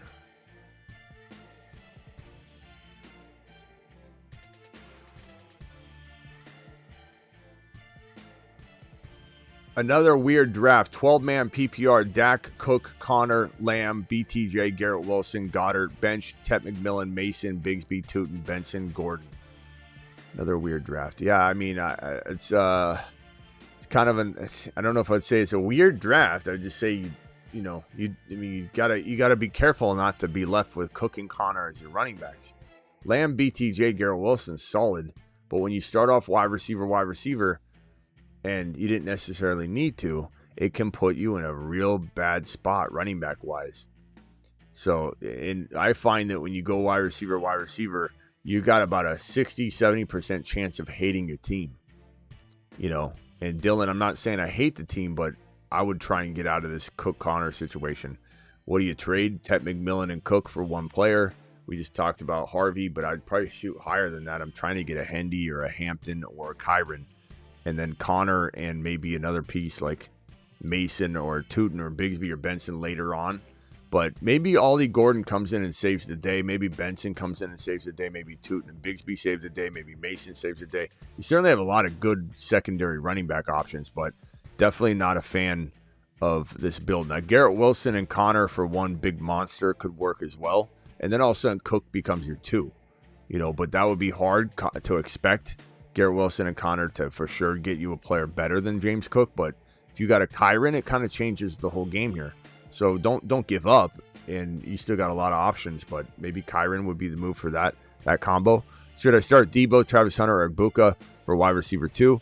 I have this same exact problem in my buddy league, and I'm probably leaning Buka, Debo, Hunter in that order, but I probably maybe lean toward. And I actually have these 4 wide receivers on my buddy league, as you probably see me talk about and show all the time. And I'll show you, I have the exact same players. So here's my my roster right here. And so I have Garrett Wilson, Travis Hunter, Debo, and Buka. Exact same players. And I think I've already swapped out the lineup. Right now I've got Debo and Buka in. And I'm not saying it's an easy call, and I'm not saying I'm not wavering. I'm not saying I won't change my mind, but that's the way I'm leaning right now. But Buka's hard to sit, bro. $20 holler from Lamo. Appreciate you, Wanted. Appreciate you dropping this $20 holler. On that note. Alert. Super chat alert. $20 super chat.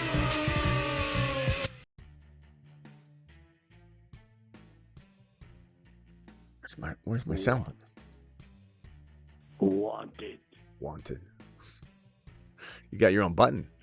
QB, Bo Nix, Murray, running back McCaffrey, running back Hendy, Devontae Adams, Sutton, McBride, flex, Travis Hunter, offensive points. I like Travis Hunter of your options. Definitely love Travis Hunter.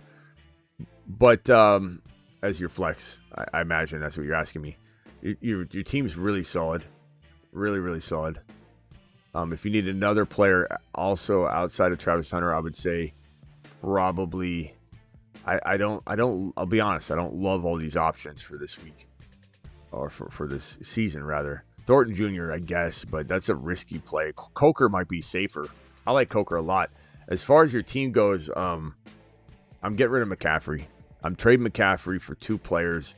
I might even do a 2 for 2 just because I think it might be able to get you a better second player with the running back exchange. So you go to Hendy, you go to Hampton, or you got Hendy. You go to Hampton, you go to Kyron, you go to Bucky, you go to H-An owner, and you say, what can you give me in a 2 for 1? But if not a 2 for 1, you give them maybe a Sutton or a Hunter, but probably Sutton, and they give you a bigger wide receiver back, and you do a 2 for 2. If you don't like that, then stand down. That would be the recommendation I have if I was to trade. Mike Gibbs and Pickens for H-Han and BTJ. Thank you, and it's a good team. Just, let me put it right back on screen real quickly and just say that looking at your squad, and I appreciate the $20 holler, Kyler Murray, Hendy, McCaffrey, Adams, Sutton, McBride. And Adams could be a good trade piece too. Like if you're to trade Adams and let's say you traded Adams and Sutton or Adams and Hunter or Adams and McCaffrey for that 2 for 2. That could also work. I do think that there's a world where this team does have a very good year. Like if McCaffrey stays healthy, Hendy balls out like we expect, and Adams stays healthy, your team's going to be a top 4 team. So don't think that you have to make any trades. But if you don't trust Adams and you don't trust Christian McCaffrey long-term on the season, like I do, I'm looking to move him. And Adams might be able to be moved for, you might get, you could get a Harvey and Debo or something and then give up something smaller for Adams. Like Adams might have good trade value, might not. It kind of depends on the league. But Christian McCaffrey certainly does. McCaffrey and Adams together might land you a Kyron and freaking Lab McConkey or higher potentially. It just depends on the team that you're trying to trade with. My Gibbs Pickens for H-Han BTJ. I would probably rather have, give me Pickens and Gibbs by a hair, just because I like Gibbs so much. MCF, appreciate you. $10 holler, 2 running backs, PPR, 3 wide receivers, 1 flex was offered. Harvey for JMO. I would take Harvey. Owners thinking about Hall, Evans, and DK for Lamb. I'd rather have Lamb by quite a bit even. Running backs, Kyron, Hall, Pacheco. Yeah. Good stuff, bro. I like that. MCF, appreciate you. Has offered Harvey. I think it's the same question. Rhino says, chat, go take a lap, hit the like button. Thank you, Rhino. Appreciate you. Yeah, we've got 561 YouTubers in here, and we only have 23 in the thumb up department. We'll be back tonight at midnight Eastern, by the way, the draft. I'm feeling pretty good about the team. Smitty, what do you think? It's a 3 wide receiver, full PPR league. Mahomes, CD, London, Devontae Smith, Kyron, and Breece Hall. Flex, Debo, thank you. Yeah, it's a good squad. CD London is off the hook. Devontae Smith, I could maybe use that with Breece Hall to get that upgrade, that running back upgrade. Give me Bucky. Give me H-Han. H-Han's so doubted right now with the injury concern. I'm trading Breece Hall and Devontae for Achane or Bucky in a heartbeat, in a millisecond. Rate my team 12-man PPR moves: Lamar, Penix, Gibbs, Hendy, JCM, Spears, London, Tet, Ridley, Ibuka, Dunze, Pittman, Pitts. Okay. Team's good. Very good. Lamar, Gibbs, Hendy. Can't go wrong there. London, Tet, Ridley. Solid. Buka.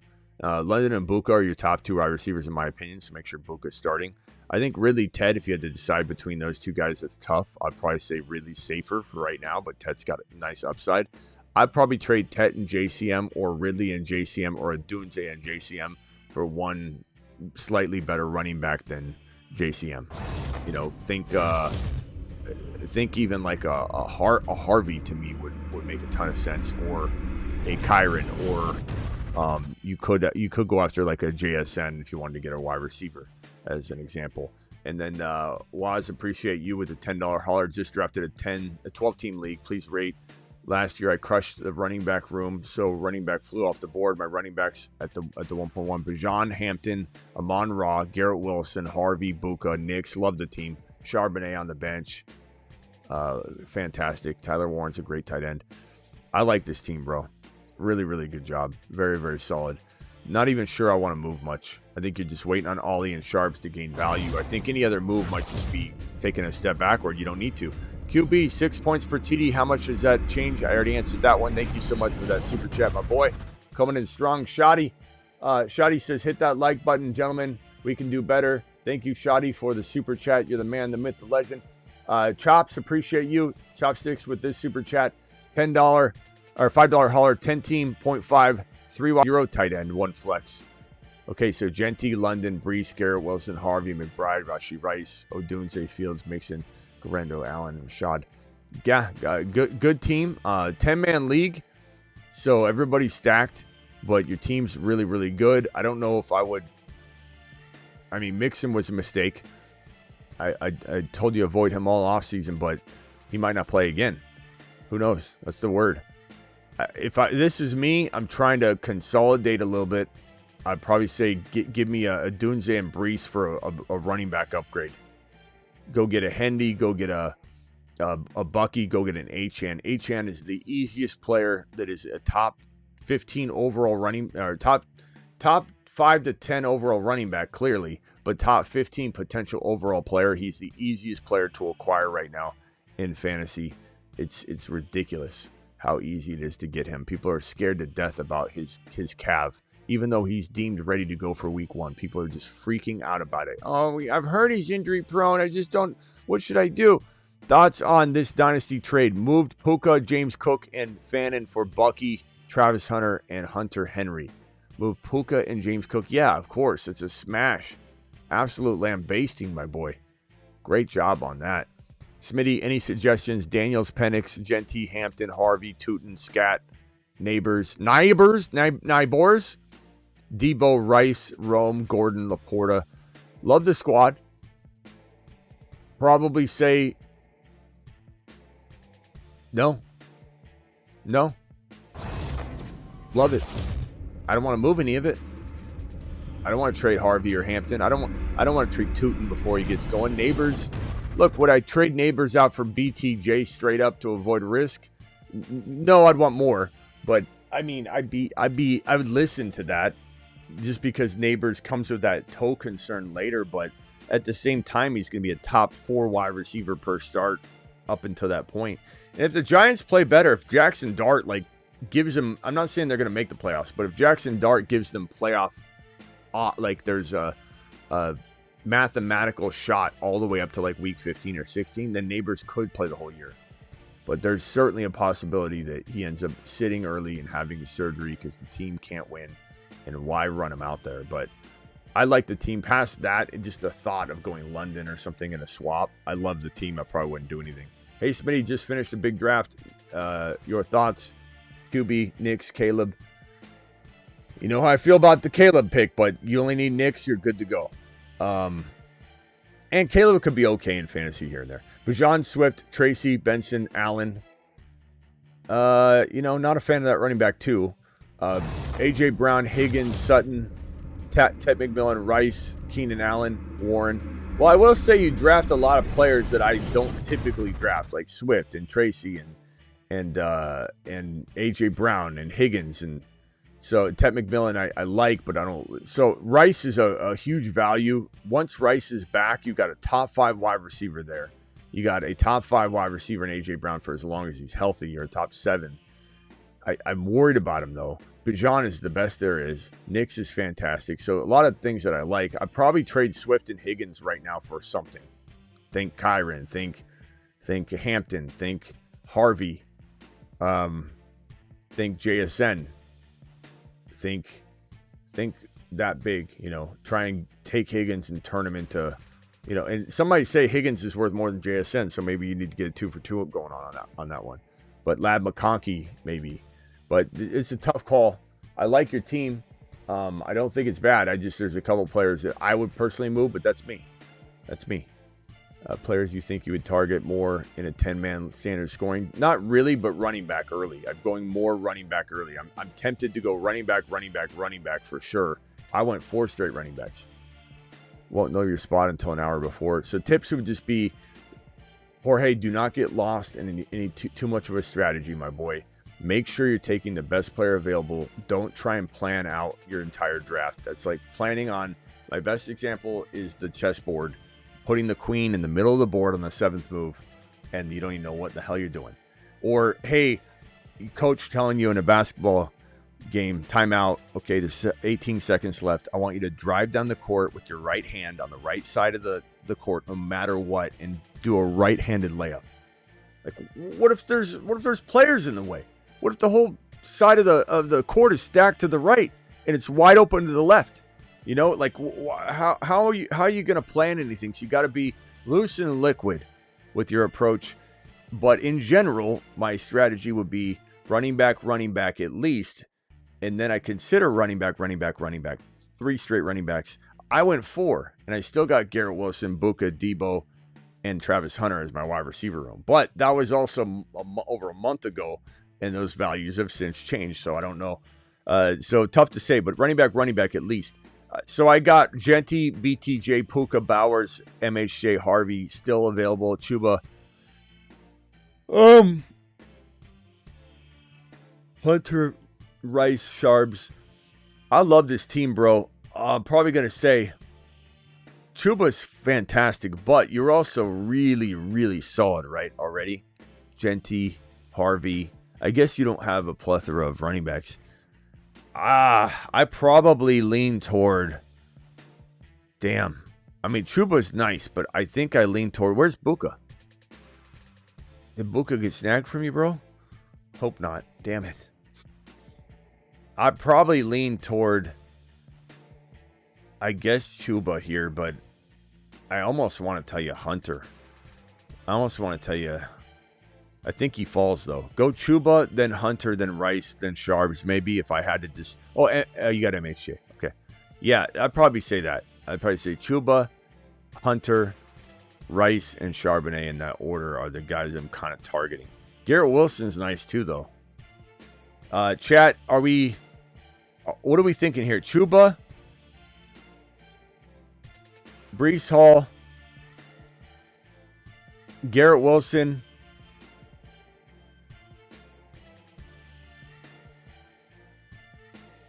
What are we thinking here, chat?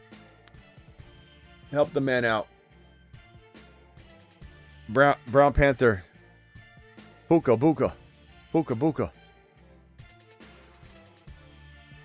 I feel like the video for Buka and Puka together is be like a dad talking to his kid. Buka. Chat, what are we doing here? I would say Chuba. I like Breece Hall still a lot, but Chuba, maybe Garrett Wilson, Hunter, Rice, Sharbs, but I still love Rice. Make sure you get Rice. Garrett Wilson, I suppose, yeah. Go Garrett Wilson over Hunter and Rice, but I'm starting a Buka over Garrett Wilson in a draft. I just can't help myself. Thank you all for the super chats. Appreciate you. We're caught up. HHH and Associates are doing great things this year. In a jam, call HHH and Associates. Triple H and Associates. Locations on Juba, Garrett Wilson. Yeah, Garrett Wilson's nice. Waddle. You say Waddle, bro. You gonna go Waddle? I ain't gonna go Waddle there. Garrett Wilson. I'm on board with the Chuba, then Garrett Wilson in that order. Bro's gonna go Waddle. Come on. You know you got Waddle in 7 leagues is why you said that. You know Mayweather, that the reason you said Waddle is because you got him in 7 leagues. You're just wanting it to be the case. Would I trade Jacobs, AJB for St. Brown and JSN? Yes, I would. Personally. Wilson and Hunter. I would say Wilson and Hunter not bad, bro. Chuba, Wilson, Hunter, either one. Buka, Hunter, Golden. Buka, then Hunter, then Golden in that order.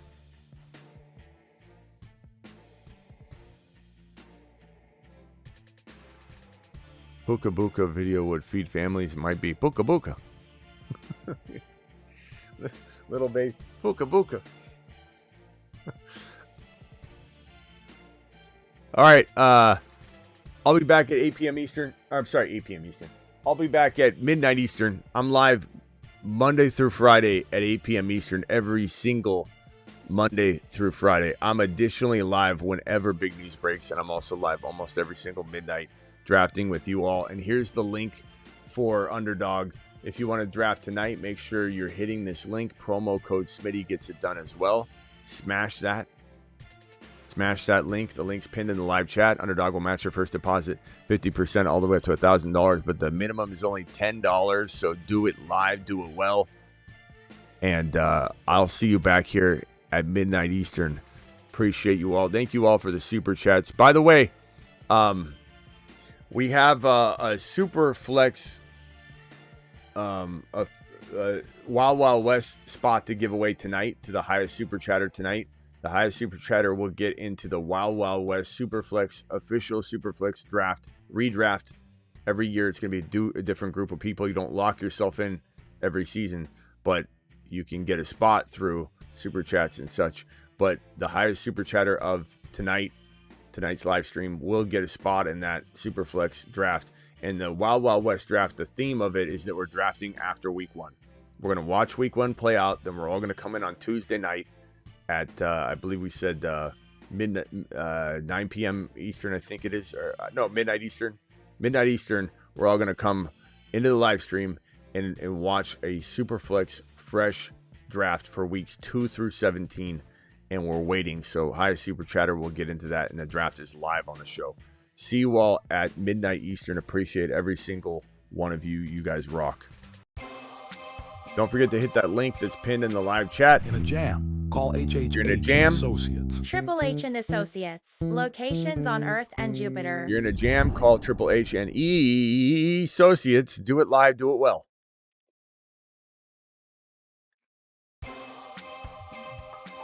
Live Monday through Friday, 8 p.m. Eastern every single Monday through Friday. Live whenever big news breaks, and live additionally at midnight Eastern almost every single night.